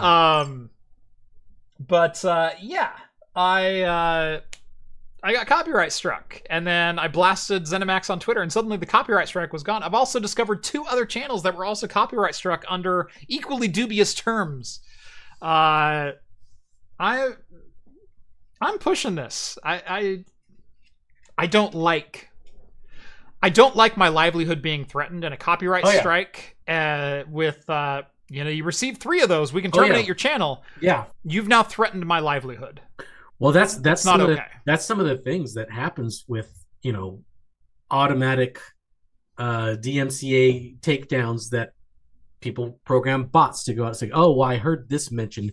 Let's just do an automatic takedown, and then, maybe repercussions, maybe not, whatever. Yeah. It's a numbers game that they're just doing. Yeah, but submitting a DMCA claim not in good faith, that is not something you could legally argue in court. Yes, we determined they used our assets without fair use and for monetary gain and blah, blah, blah, blah, blah. If you can't even say that with a straight face, that's perjury. You've submitted legal documents in bad faith. There should be serious consequences for that. Right, but there's the thing. YouTube isn't going to want to fight those battles for you, so they're just going to be like, okay, you said it, so let's do it. So you got to fight those battles yourself. You have to fight those battles yourselves, yeah. YouTube receives the DMCA, and they go, yeah, we'll take it down, because they need to protect their own ass. Yeah, that's exactly right. If I want to fight this or hold a company liable for their actions, I have to fight that fight myself. Yeah. I'm trying to do that. I've been gathering information. I've been reaching out to a couple different people. I'm going to try to figure it out. I don't know if anything will come of it, but screw it. I bet if you do go down that rabbit hole, it's going to be some kind of automated system that's just like looking for keywords or key phrases. By the way, Loki, I watch Pirate Software 2. There's more to it than Japan copyright laws. Let's be clear. Oh yeah. There's more than just that. Pirate Software had an excellent take that in Japan there's no such thing as fair use, and so any use of someone else's copyright can be held as copyright infringement. Yeah. The thing is, if the infringement happens in the United States under your United States brands, under your United States distributors, it's under United States law, regardless of where your company resides. So that's a whole other can of worms to dive into. He had a great take. I'm not discrediting that take. I'm just saying there's also more to it than that. Now, getting into the copyright concerns. they just ripped off Pokemon, and it's basically just collecting beasts and fighting them. Let's be clear about something here. Number one, there's more game elements than collecting beasts and going to arenas and fighting them. Right. In fact, I don't think there's any. There are defenses you can set up in the game, from what I understand of the gameplay, but it's more like Ark or survival style gameplay than there is Pokemon in this particular game. Right. So this has got very little to do with the actual gameplay of how Pokemon games are.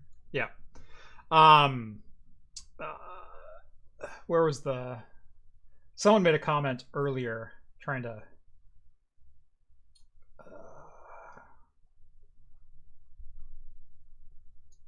I want to read this comment because it made me laugh. Sketch Therapy said, Palworld stole all of Pokemon that Pokemon stole from Dragon Quest. Oh no! Visually similar, right? Very, very visually similar. Right? Captain Beardsome, I don't see a super chat from you. Last one I got was from Denver. I got $5 from Denver, and I read both of those. So if you sent something, I don't see it. When did you send? Tell you what, whatever your message was, just put it down below. Put it in the chat, and Steve, you look for it. Denver says $5. Yeah. Here's a down payment for the piece of paper you need for filing. Thank you. Yeah. I don't know how far I'll take it, but I do want to take it somewhere. I don't like no consequences for those who abuse the law, and especially when you threaten my livelihood in doing so. And when I did everything within the bounds of fair use. And I can unequivocally say that because I never showed your IP on screen. I talked about it, which I'm fully allowed to do. Yeah, you can absolutely talk about it. In fact, they probably would like talking about it. You know what? I'm going to talk about the Detroit Lions for 2 minutes, because holy hell, I've been a Detroit Lions fan my entire life. And no, the NFL does not have right to say any depictions or discussions of this game without prior consent of the NFL are prohibited. Guess what? That's false. They can't can't actually say that. You can talk about it how much you I can talk about whatever. I can talk about any player for the Detroit Lions. I can talk about... Yeah, I can talk about so much things about the Detroit Lions. I am so excited this week, though. Anyway, let's get into the copyright armchair people. Great. And Palworld actually had to shoot down legal concerns from armchair copyright lawyers. We have absolutely no intention of infringing upon the intellectual property of other companies, made as a generic quote, speaking of Pokemon. Yeah. Here's the deal. Are there similar art styles? Yes. Of course. Art style is not copyrightable. It's not copyright, yes. Are there similar game mechanics? Yes. You capture creatures in balls and send them off to do your bidding. Guess what? Game mechanics are not copyrightable. You can't copyright that. You can't copyright first-person shooter like Doom. You can't copy. Yeah, it's a first-person shooter. We can make as many clones as we want. Right. You cannot copyright the mechanics of Monopoly or Sorry. Yeah. Or let's go something that's probably, within the realm of my audience. Dungeons and Dragons versus Pathfinder. There's a reason Pathfinder exists and uses essentially the same rulebook and the same races, the same set pieces, the same character types, the same very similar stats and locations and races, and you can't copyright that stuff. Yeah. You can copyright characters. Yeah. I don't see Pikachu in here. No, there's no Pikachu. There's characters that kind of look like Pokemon characters. Not quite, but kind of. They're in the very same art style. Oh, but they have fire types and water types and electrical types, and the electrical type is yellow and he's got these pointy ears. It's not that hard to draw a cat, and it's not that hard. It's not that much of a leap to say, you know what, we made our electric type yellow because electricity's kind of yellow. Yellow. It's kind of yellowish. People identify that with electricity. Was I going to make my fire type blue? No, because that doesn't make any sense to anyone. Yeah. So yeah, you can't copyright those type of things. Yeah. You can, if someone made something that looked exactly like Pikachu and called it Pikachu, well, yeah, then you could. Then you're treading on some lines. No, you're treading on some lines. But just having a character that's kind of cartoony, anime looking, and making it yellow, no, right? That's not gonna cut it. All right. So stop it. Yeah. I'm so tired of hearing this argument. I think a lot of this discussion has, I mean, if this game did not blow up as much as it did, I don't think this type of discussion would have even happened, to be honest. The fact that it became so popular so quickly and so fast that it made people want to talk about it and be like, well, yeah, they're blatantly ripping off Pokemon. Well, yeah, they might have the same art style, but they're not calling characters the same name. They're not drawing them or rendering them the exact same way. So yep, can't complain about it. Yeah.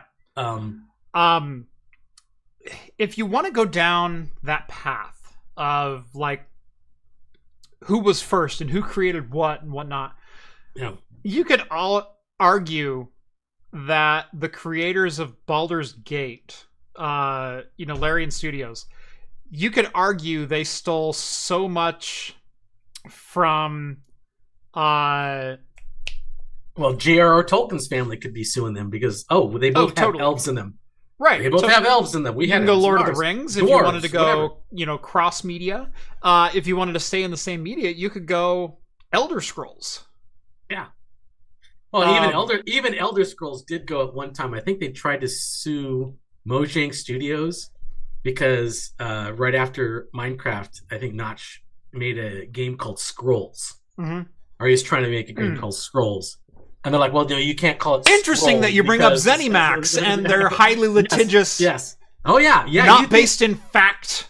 You think Nintendo is, copyright infringement happy. Can I take a couple more minutes and shit on Fallout 76 some more? Because I really feel that would... Oh, yeah. Which is unfortunate because I do love Fallout. I love Fallout. I even like Fallout. Like Fallout 4 is great. I love Fallout 4. It's just Fallout 76 is such a disappointment. Yeah. It's too bad. First foray into a massively multiplayer Fallout world, and you just like trip and fall and right onto your face. It's terrible. See, the problem with games like Fallout 76 is they try to make a living world, but if you met people suck. Yeah, I know. There's too many people in that world. Here's the thing, is a post-apocalyptic setting is perfect for an MMO because everyone's an asshole. Right. And that's what you expect in a post-apocalyptic world, so it should be perfect for it. Mm-hmm. But they've somehow found a way to really, really screw it up. Maybe extend the deluge of poop to Starfield. Why? Starfield's a great game. I haven't played that one yet. I can't say. Yeah, I said it. Come at me, bro. Starfield's a great game. Is it the greatest game ever? No, I don't think it's 10 out of 10 unless you're IGN. I like Starfield though. I like where they've gone with talking Bethesda in particular, where they've gone with a lot of their RPG meets combat shooter as of Fallout 4 and as of Starfield. Is it RPG enough for the D&D fans and for the early Fallout fans? No, of course not. But they wanted to make a game with more mass appeal. And you know what gets mass appeal? Being a fantastic shooter. Being a game that you can dive into and feel immersed. And if you want to get into the weeds of character creation and speccing out your class and everything, you can absolutely do that. You have all the power in the world to be a stealth archer again if you wanted. It's just basically Skyrim, yeah. But fantastic stories, beautiful graphics, fantastic use of modern hardware. People come at it because it's not optimized. No, it just requires a lot of resources and your computer sucks. I'm sorry. It sucks. but it's you, not them. But Starfield is a game, pretty fantastic. It's a pretty good game. I have yet to try it yet, but I don't know. I have this kind of weird way of getting excited about space RPGs and space sims, and then I could just, for some reason, I just can't get into them. I get to like a lot of RPGs, fantasy style RPGs, like Baldur's Gate 3, love it. All the older Baldur's Gate, love it. Fallout, love it. The only space game I've actually really liked was the Mass Effect. All the other ones, I just can't. Which, as much as I want to try to love them, I play them for like maybe a good 10, 15 hours, and then I just get bored with them. Can I just say, Mass Effect 1, great RPG, clunky AF combat. Oh yeah. No, it was the worst. I think that's why at 2 they tried to make it more of a cover shooter than it was a turn-based. And I thought that was a great move. Yeah. It made it feel more seamless. It made it feel more alive and in environment than what 1 was. The first one, they wanted to make it more of a turn-based, that you can make it turn-based, you can make it not. Yeah, like they were kind of going for that Knights of the Old Republic kind of feel to it. That's exactly Squad Command. Where you go flank over there and whatnot, and it just didn't jive well. It had a fantastic story, and that's what held everything together. But the gameplay is, I will say, not terrific. I love this. Sketch Therapy #1 says, I like you. We can disagree. We can totally disagree. You're entitled to your own opinion. I will never dissuade you from your opinion unless you are doing it disingenuinely or you're stupid. Yeah. Okay? There are qualifiers. Like it's fine. People can like things and people can not like things. It's fine. Right. Starfield is 4 out of 10 relative to what it could have been if it wasn't rushed. Yeah, but I don't see you raking in $1 billion. It had to be what it is so it would have mass appeal. Hate me all you want, but Bethesda's laughing all the way to the bank. Sketch Therapy says, the story is terrible, the mechanics are dated, it promised to do everything Star Citizen already does and failed. Tell me, what is it the Star Citizen has actually released that Star Citizen does? I tried Star Citizen again recently. In fact, every time I upgrade... Tell me how much fun Star Citizen is. Every time 11 years into its development. Every time I upgrade my GPU, I try Star Citizen again, and the performance does not seem to have increased that much, and the appeal to me has not gotten that much better. So I don't know. Yeah, I guess I to be fair, I haven't delved that much into it. Yeah, so I can't really say. But trying to crap on Starfield because Star Citizen did it better.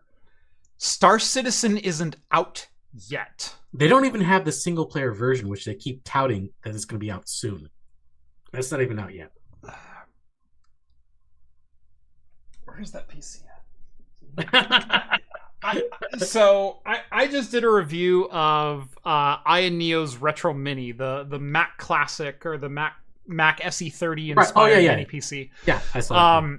In it, I decided to play Wing Commander because Wing Commander is infamously great game. Yeah. It's a great game.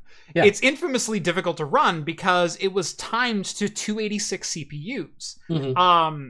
Its in-game speed was tied directly to your CPU cycles. Right. Which is faster CPU cycles, it gets insane. Which is why PCs in the 386 and 486 era had turbo buttons. The turbo buttons, The turbo button didn't speed your PC up. It slowed it down. It disabled your front side bus and slowed your PC down to 286 relative speed so you could play games like Wing Commander.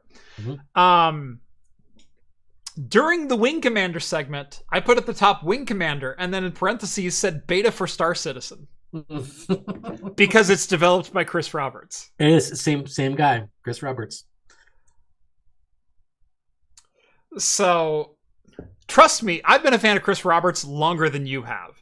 And I own a couple ships in Star Citizen. Yeah, so do I.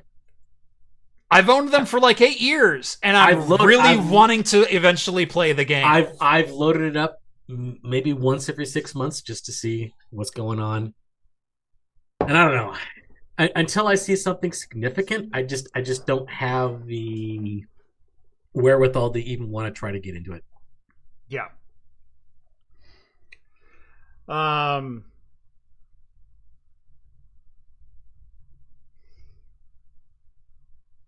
Yeah. Yeah. Much unlike the turbo button on my SNES controller. No, that spammed your buttons at 30 hertz. Yeah, That's what those did. Yeah. Every other frame, you got a button press. You got a button press, button release, button press, button release. That was your frame cycle. I'd love to play Star Citizen when it's released. Yeah. Or Squadron 42 when it's released. Right. When it's supposed to. I mean, that's supposed to be the single over under. Will Mark Hamill still be alive when Star Citizen comes out with his likeness in it? We'll see. I don't even think it's is it his likeness or is it just his voice? No, it's they captured. Oh, they did full. Yeah, they did the full mocap on him. Oh, okay. Yeah.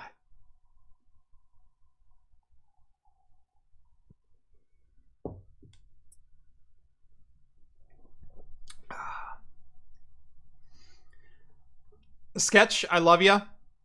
Star Citizen doesn't exist yet. It's a glorified tech demo. I mean, it kind of really is. I mean, I know they have. Demo. I tried, like I did. I when I got my 4000 series card a couple months ago, I loaded up Star Citizen again. I wanted to see how it performed. Cranked it up just to see how it would do. It performed okay, and I started playing it as a game, like doing the missions and stuff like that. And it was not polished at all. It was not anywhere near being a complete game. So it's just not quite there yet. I know there's a lot of fun to be had if you're a big space sim fan, but as a cohesive game from a person who just wants to get in there and start playing, it's not there yet. Not even close. What are you talking about? It's not out yet. I do particularly mean Squadron 42, the single player campaign that was kind of the whole base of it. I understand there's essentially an open alpha for it. The open out. The thing that you can play right now is technically Star Citizen, right? The Squadron 42 is, I don't think, is available for anybody to play right now. Correct. Right. Yeah. Still, but the mechanics promised, invested, received. You know, I'm not where I'm at? I'm not that bent out of shape out of it because I'm not bent out of shape at all. I'm just saying. I spent like $15 on it. It's like it wasn't a big deal. $15-20 a couple years ago. Whatever, you know, that's not a big deal. But we'll see when it comes out. If it comes out and it sucks, I'm out $20. I've spent more money than that and gotten sucky games before. It's not. Yeah, I think I'm into it about 45 or 50. It's not a lot. And I think I did it in like 2016. Yeah, something same with me. Yeah, like so 2016 around that time. I've got the Aurora and I've got something else. I've got another ship. Yeah, I got the deal. It was like the last thing you get the Aurora if you buy the basic package. Yeah, I think it was like $20. I got essentially the key truck, the Aurora, and I got, was it the Hornet? Was it I don't remember what the next tier up was. VTOL with vertical takeoff landing kind of ship, kind of wedge shaped. Yeah, Hornet, something like that. Yeah. Yeah, you can argue all you want.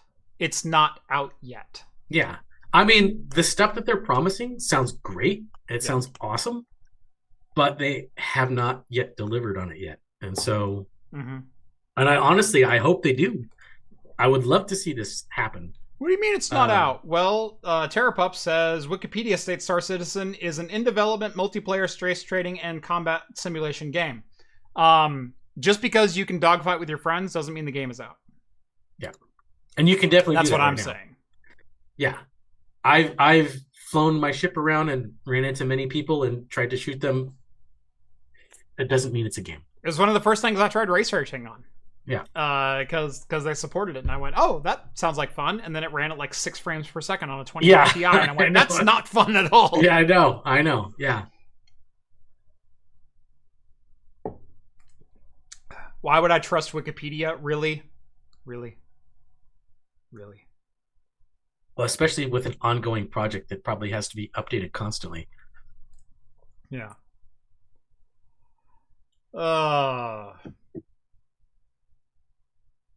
We will worship at the title of released games like Fallout 76. I publicly shit all over Fallout 76, and I will continue to do so to this day. And Cyberpunk. Cyberpunk was a good game, like No Man's Sky. No Man's Sky was crap at release, and I said it was crap at release. And you know what? Fixed it up. They got better. You know what? Yeah. They also freaking released a game. Yeah. So, to be fair, I haven't played it recently, but I have heard that Fallout 76 is better than what it originally was. I still won't play it. But I haven't tried it yet. I haven't gone back and actually played it, so. Anyway, but before I get into the... Oh, where's my rant alert? There it is. I would love to get into the rant alert. This is almost worthy of one. I did raise my voice there. Boy, it'd be nice if Chris Roberts could take that $500 million and actually freaking do something with it. Yeah, I know. We're quickly approaching the vaporware level of Duke Nukem. But with Duke Nukem, there was never an announcement of like, oh, please publicly fund Duke Nukem. This is like, oh no, Duke Nukem was in development. It was in development forever. Right. And the story behind it was crazy because they kept switching engines and switching designs and all kinds of stuff. The publisher was bought 3 different times. Yeah. This isn't that. This is like, I'm going to make this game. Here's all the things. Please give me money. We gave this is a guy. So much tons of money.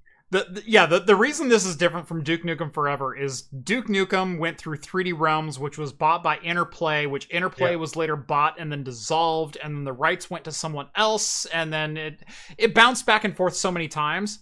It wasn't Chris Roberts standing out front going, look at this cool game I'm developing, send me money. Yeah. Look at this cool ship you can own once the game is released. Yeah. Send me $10,000 for that ship. Yeah. This is not that. But we're I think surpassing the levels of vaporware of let's see, Duke Nukem Forever. How long was that in development? It started development in '99, didn't it? Yeah, I want to say development time. By the way, have you played the recently discovered development build of the original Duke Nukem Forever? It's pretty good. I haven't. Is it pretty good? No, the original. Okay. You haven't heard the leaked one. The leaked one that was done. Yeah. Oh, I never did because that was the one that got me the most excited. That was the E3 trailer release. Yes. That was actually pretty cool looking, and then what we got was lame. What we got was 15-year-old dated references, and it's like, ooh, we've evolved since the misogynistic ways of Duke. But even beyond that, what we got was just not very good. If you take the technology for the day and had this game come out in 2002 like they had originally promised it would, it would have sold consoles. It would have sold gaming PCs. Gaming stuff, yeah. Yeah, it would have been good. And there's been some leaked development builds that the community has taken the maps and basically created... There were like, 12, 15 maps or something like that were 95% complete and had no mission objectives that the community took and put mission objectives and cutscenes to that were developed within the community to create a final game out of the assets that were leaked. And it's amazing. I did see that, yeah. It's amazing. Okay, so let's see. Hold on a second.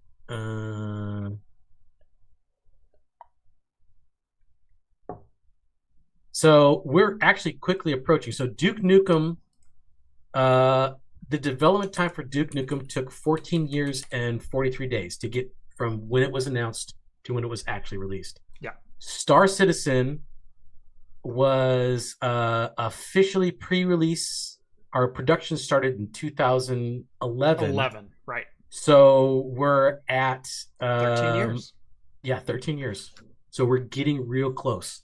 We're getting in another close. year. If Star Citizen's not out, you're officially the front runner for Duke Nukem Forever memes. Yeah, we're right there. We're getting close. That's where you're at.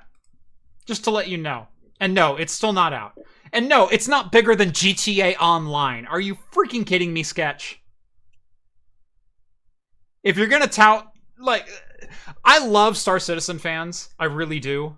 But at the same time, stop drinking your own stash. Stop drinking your own Kool-Aid. I want them to be correct. I would love for them to be correct. I want it to come out. I want this game to succeed. I invested in this game the same as you. Yeah, Maybe not $1,000 in a carrier, but I invested in this game, the $50 that Chris Roberts asked for, and then $500 million later, he still hasn't delivered.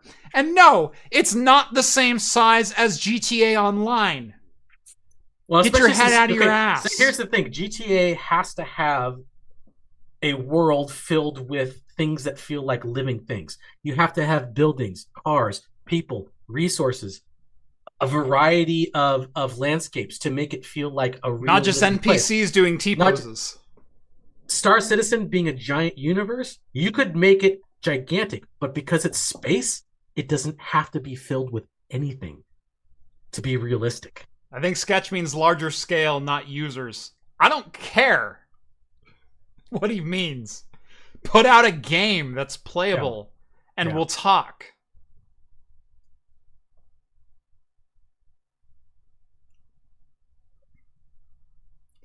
I love Star Citizen fans. I've known a few that have put like thousands of dollars into Star Citizen. I have too. Yes, I know. Yeah. I know a few of them myself.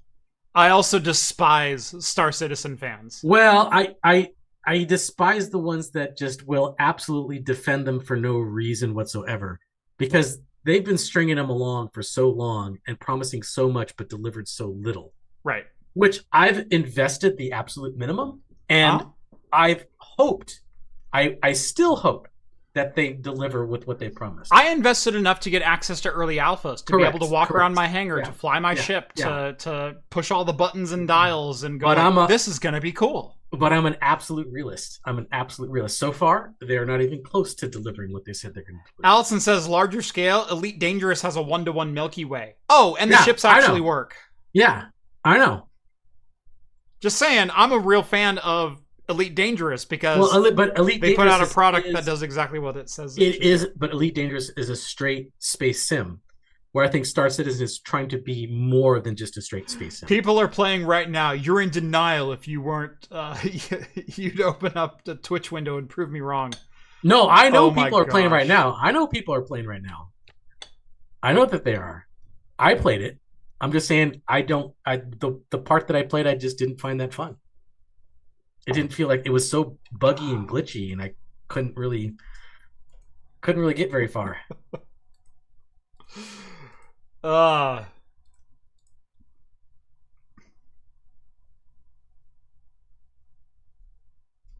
405,000 online Star Citizen. I'm calling bullshit. I don't know. Well, that's the thing. Is like that would make it a top 5 game online today. There's all kinds Star of Citizen plugins. is not a top 5 game today. There's not more players playing Star Citizen than there are freaking Counter-Strike, and Counter-Strike had one of the shittiest releases in recent memory. Current player count. Is there a way of tracking that? Star Citizen server population player count. I'd have a hard time believing Star Citizen even had 405,000 backers, let alone active concurrent players. It says Star Citizen estimated to have 400,000 players play per day this month. That's the search that I found. 400,000. Which may be true. I don't know.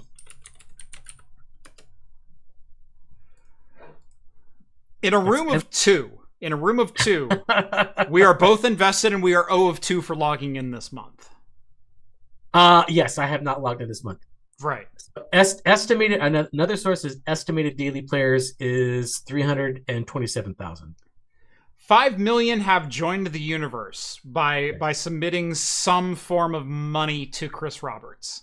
That is the official tally on Robert Space Industries website. Really? Okay, so then I can't put too much credence into what did you say that figure was? 5 million, just over 5 million. So then this website that's touting the 327,000 estimated daily players can't be that right when it's saying estimated total players is 19 million. When even Robert's Space Systems doesn't even make any sense. So I only 5 million have access to it.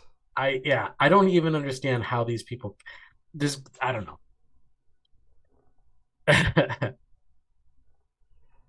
And Allison says, nope, many of those signed up for free fly events. Right, and I know that. Yeah. And that's what I'm saying. Okay, Star says, okay, there's another one. All the websites I'm seeing are just wildly different. So I'm looking at another website that says the 7-day high is only 28,000 of players. And that sounds more realistic. That sounds more realistic to me. That sounds like about right. I would probably go with that. Grand Theft Auto 5, 157,000 players, 24-hour concurrent peak. Yeah. Well, because Star Citizen, they are... And that's on Steam. That's not across all platforms. That's 157,000 PC. They're doing their own system. So in order for people to track that, they have to be able to hook into Star Citizen's system. Grand Theft Auto 5, 1 hour... the 1 hour... in the last 1 hour... have been 431,000 players. Yeah. In the last 30 days have been 24.4 million players.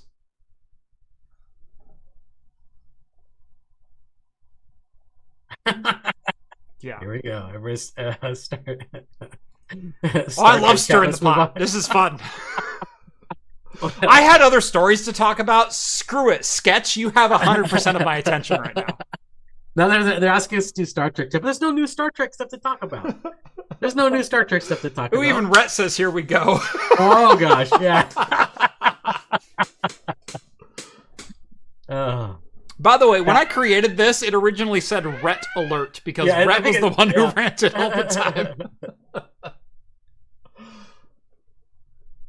Okay, Star Trek chat, let's move on, please.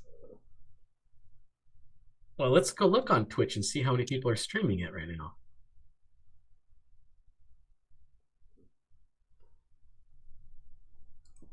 Star Citizen. Let's see. There are 749 viewers viewing Star Citizen right now. I don't think they have that many streamers going on right now.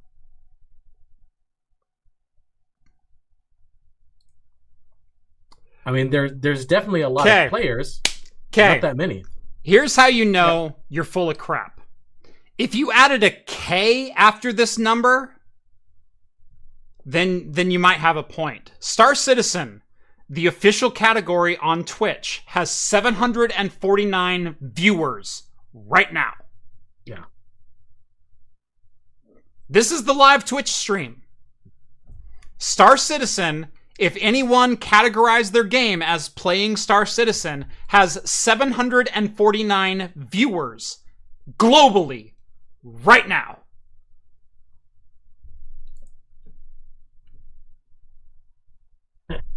I'm waiting for a rebuttal. Let's see what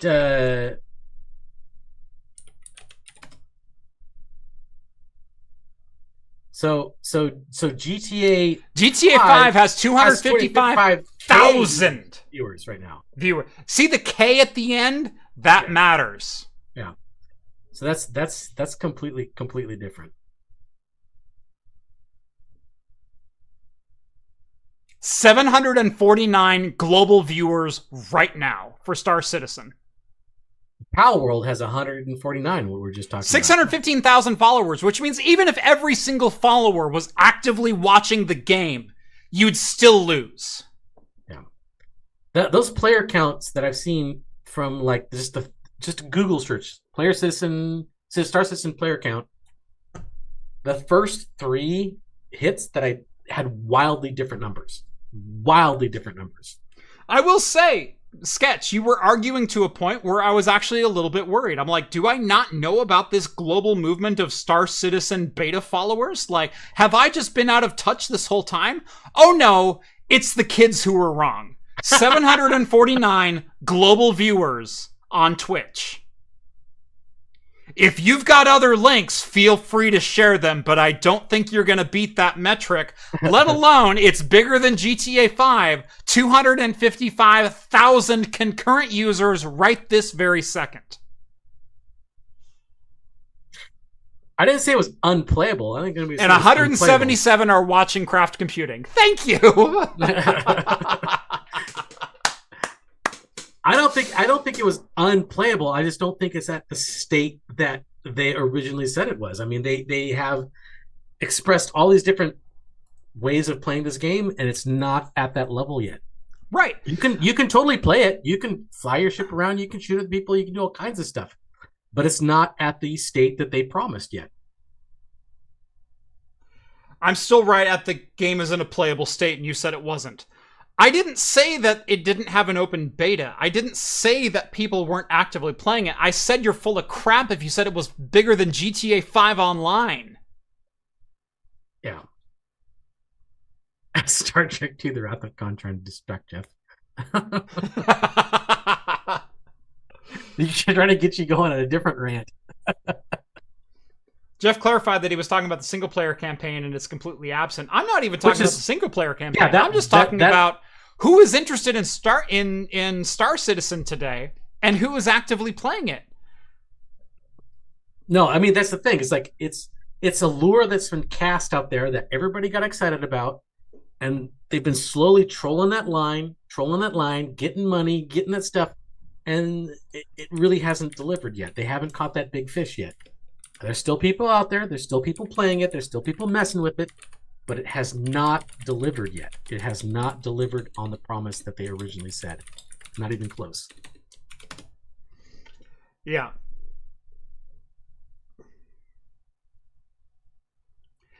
Sketch, I didn't say you couldn't play Star Citizen. I said they haven't released a game. Yeah. It's not 1.0. In fact, I can go look up. I have Star Citizen. I'll probably have it if I load it up. Isn't it 0.6, 0.65, something like that right now? I do actively follow because, believe it or not, as down as I am on Star Citizen and Chris Roberts for his $500 million grift, I'm rooting that we eventually get a game. I am too. I'm just like... that I want to play. Yes. There's a reason I spent $45 on it. Now, you poo-pooed my $45 as, oh, you only spent $45? Yeah, I only spent $45 on a piece of entertainment. Yes, that's because I wasn't... You're not better than me for buying the carrier on a sale weekend. I said I spent $45 on the promise of being able to fly my ships in 2017. Guess what? It's 2024, and yeah, I can fly my ship. Alpha 3.22. Their official release is still an alpha. It's an alpha. It's not even beta. Do you understand how much time I have in games just like this? Oh, yeah. Do you realize how much time I spent playing Wing Commander and Privateer and Descent and Elite Dangerous and Star Wars Squadrons and any space sim that I could sink my teeth into, and even if they were dog shit by every critic on the planet, I probably have 200 plus hours into them. Do you know how little that matters if the best you can do is Alpha 3.22? That's what I'm saying. This is not a playable game. I know you can load up the game and you can dogfight your friends. That's all you can freaking do. And after 13 years of development and promises from Chris Roberts, the best he has is an alpha of the online multiplayer. That's it. Yeah. That's my problem. No, it is definitely not even close to being done or even there. So, Yep. and it's quickly approaching the vaporware level of Duke Nukem. We're almost there. We are almost there. You've almost surpassed Duke Nukem. Do you realize how shitty of a developer you need to be to surpass Duke Nukem Forever? Do you realize the development hell that Duke Nukem went through? I would be more forgiving of Duke Nukem because it did pass through so many developers and so many engines. This Star Citizen is a single developer, single producer, in-house self-published, and self-published. They have no other excuse but themselves at this point. Yep. So. Yep.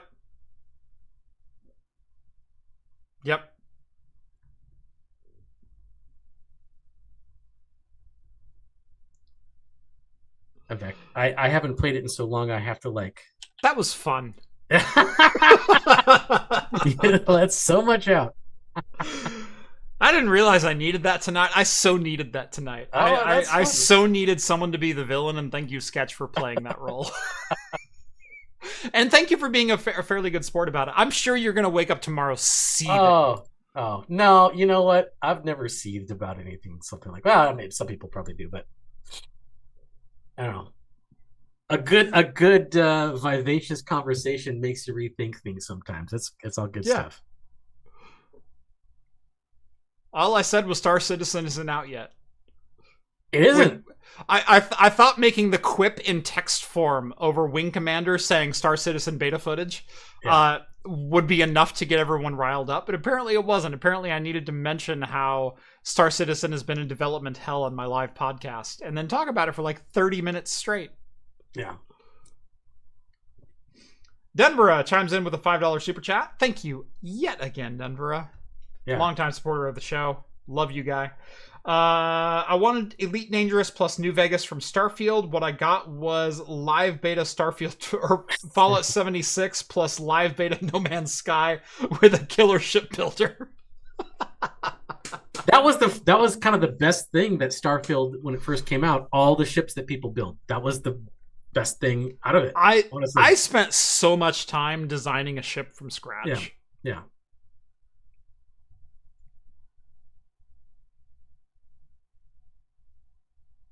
I think I spent more time watching people build ships and examples of people building ships than watching actual gameplay of the game.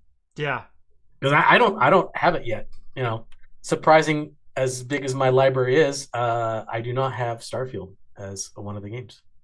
Eventually, yeah. I'm usually a day one Bethesda guy, but for some reason I just didn't get Starfield day one. I'm a day one Bethesda guy. I'm a day one Rockstar guy. You know, if they put something out, it's going to be ballin'. I'm going to play. Yeah. I still don't own Fallout 76. Do you know why I don't own Fallout 76? Because I was at the launch event for Fallout 76. I was on site. Yes. I own it because they gave it away for free on Epic. And I think they have it. I think I actually own it on Epic and I own it on Steam because it was part of Humble Bundle. Yeah, see, I don't do the monthly Humble package. Do. So I do.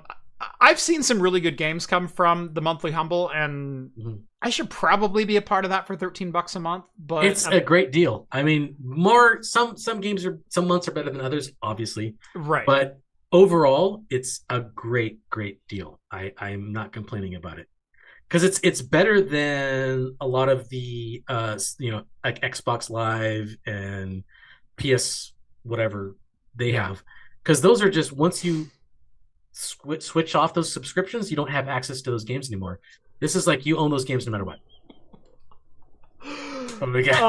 Vince chimes in and says shipbuilder is the whole game. Oh, you mean Spore? Yeah, that's basically Spore was the same thing. And the character builder in Spore was free. And I played that. No, the character builder in Spore was $10. No, it was free when it first came out. You don't remember that?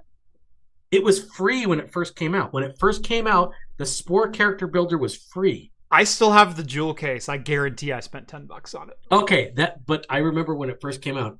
It was like even before the release of the game, the Spore character creator was the Spore character creation, and you got to walk around your little yeah. That's world. all you did. That's all you did. Yeah. It was that was the best part of the game because when the game finally got released, the gameplay was dog shit.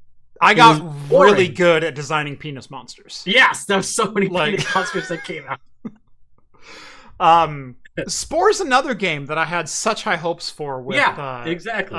With Will Wright at the head of that development. But to be fair about Spore, the hype for that was only like about a year, and then they released it. Right. It wasn't like a 14-year long hype machine. Yeah, leeching your money. So I don't really fault them for that. Didn't they make a Spore DLC? They did. I don't think I ever played it though. I don't know if I haven't. I have it on GOG actually, and in fact, I think I have. I was kind of a Spore defender. That I understand what was promised versus what was delivered. Spore was. I liken Spore to No Man's Sky. In that what they were trying to promise was unlimited content in an ever-expanding universe. Right.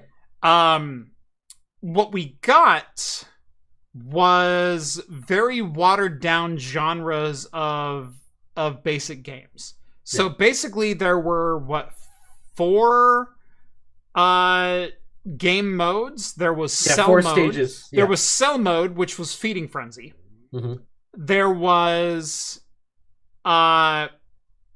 civilization mode, which was individual creature mode. Yeah, which the creature mode was like either carnivore or herbivore, where you're like either picking fruit or killing other animals. Which was, don't hate me, WoW. It wasn't even WoW, I don't think. It was go to this point and click this button and then complete this objective. It was WoW. It was even more watered down with WoW because WoW actually, yes, to be fair, there's a lot of fetch quests and stuff like that. It was fetch quests. But it was even more watered down because it was just like, no, just roam around and do this. Roam around and either kill this person or talk to this person or dance for this person. That was it.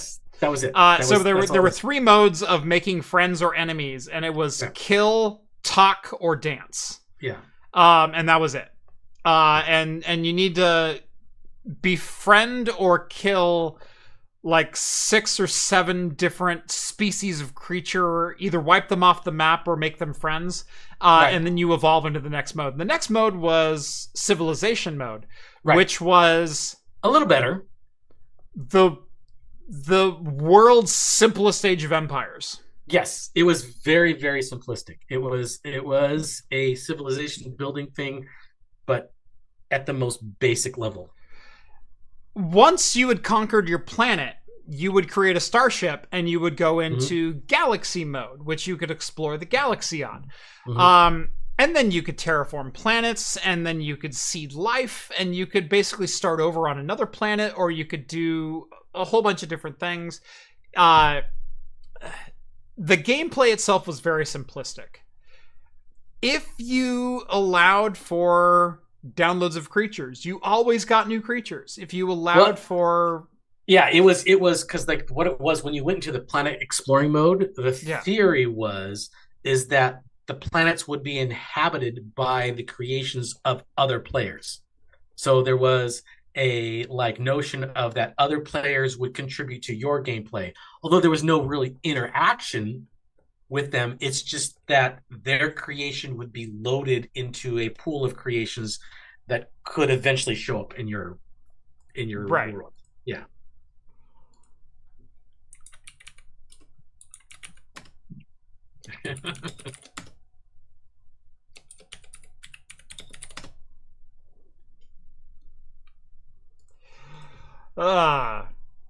This is fun. I know. We're already 21 minutes past. Yeah. Okay. Max just shut up. Yes. Let's see. we had some more news. I think we'll do the Game Boy story probably next week. I think I'll do that one with Brett, because that one's right up Brett's alley. Okay. We asked 15 brewers, what are the most overrated styles of beer circa 2024? Yes. I kind of want to talk about this because I do have some discussion points about this. Their list of the most overrated beer styles. Number 1, hazy IPAs. Hold on, I need my other hazy. Hold on. Okay, there you go. Go grab your other hazy. I actually have a qualm about this. I do understand why they say this, but I think hazy IPAs actually don't deserve that because there's actual art to picking which hops you put in, how much you put in, that give it a particular flavor. And there's an art to that. And the fact that they've gotten hazies to taste the way they do, I really appreciate that. Are they overdone and there's a ton of people that do them? Yes. But the ones that do them well should be appreciated for what they do because there's an actual artwork to that. The second one on the list, heavily fruited smoothie beers, I absolutely agree with. Because that is like, oh, my beer went bad, it's sour? Well, let's just dump a bunch of fruit. Let's just dump a bunch of strawberry puree, which has been done to me before. Yes, as John well knows. Without pureeing strawberries. John was ahead of the curve and he didn't even know. Oh yeah, he didn't know it. He's like, he was ahead of the fruity, smoothie fruited beers before. Jammy sour curve. Not so much the jammy part, but the sour fruity part. Yeah. Let's just put fruit in there. It's fine. You ever have to treat a beer bottle like you're getting ketchup out of the bottom of a diner? Like, yeah. Now the rest of these, I don't really like.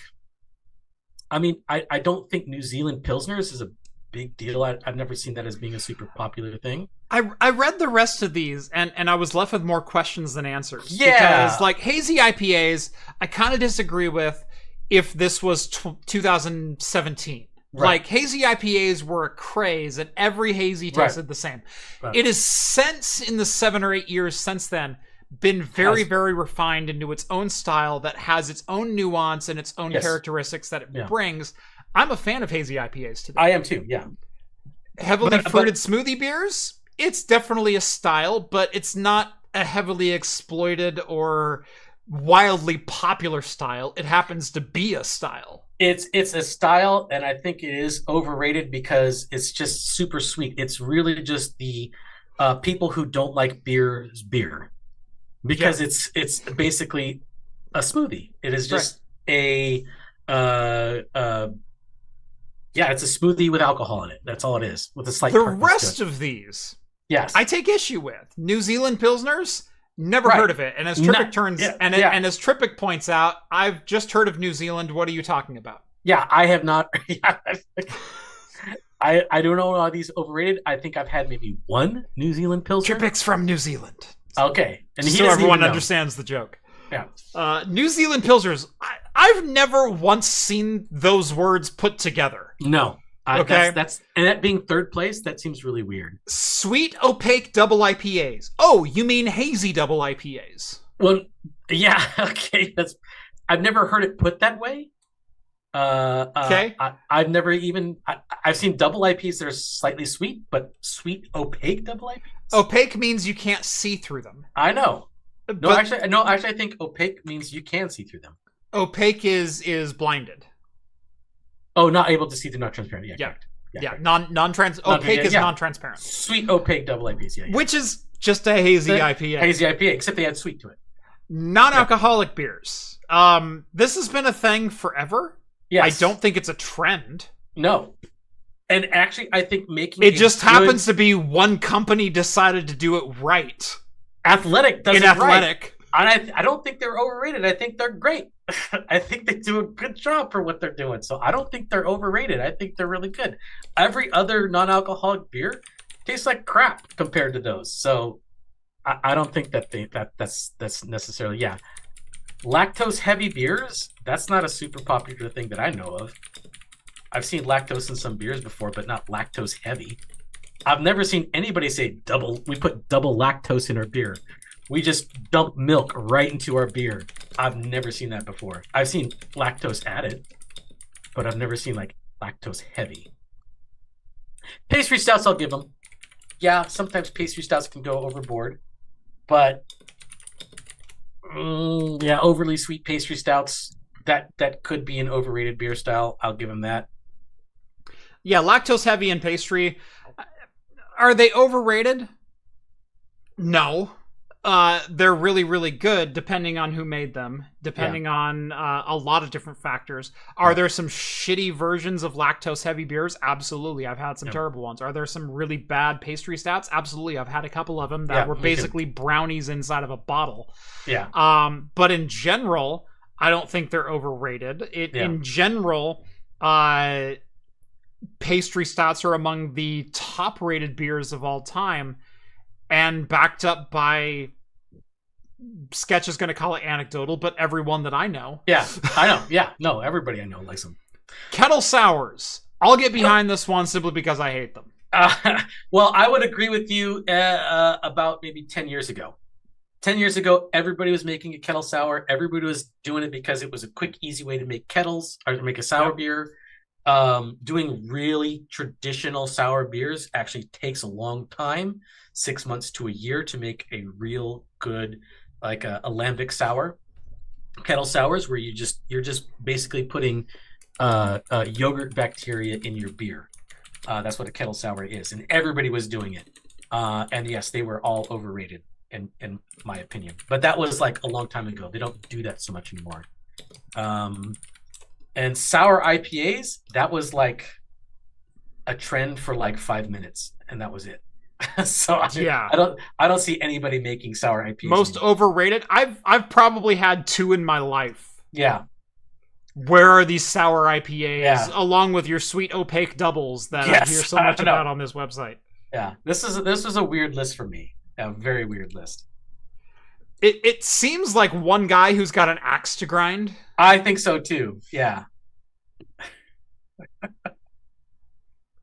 It seems like one guy who's invested way too much into Star Citizen has an axe to grind about GTA Online and all of the Twitch followers that aren't actually watching his game. Yeah. If I was to go with an underrated list of beers, I would definitely say 405,000 concurrent viewers. No, you have 749. I know that's a pretty wide margin of error, but yeah. So that's our beer news for the night. That's it. That was it. I know we're like way over. We're 30 minutes over. We're way over. That's all right. That's okay. That's fine. I don't have to pee or anything. It's fine. I love when I thoroughly piss off people and they keep engaging. They keep going. They keep going.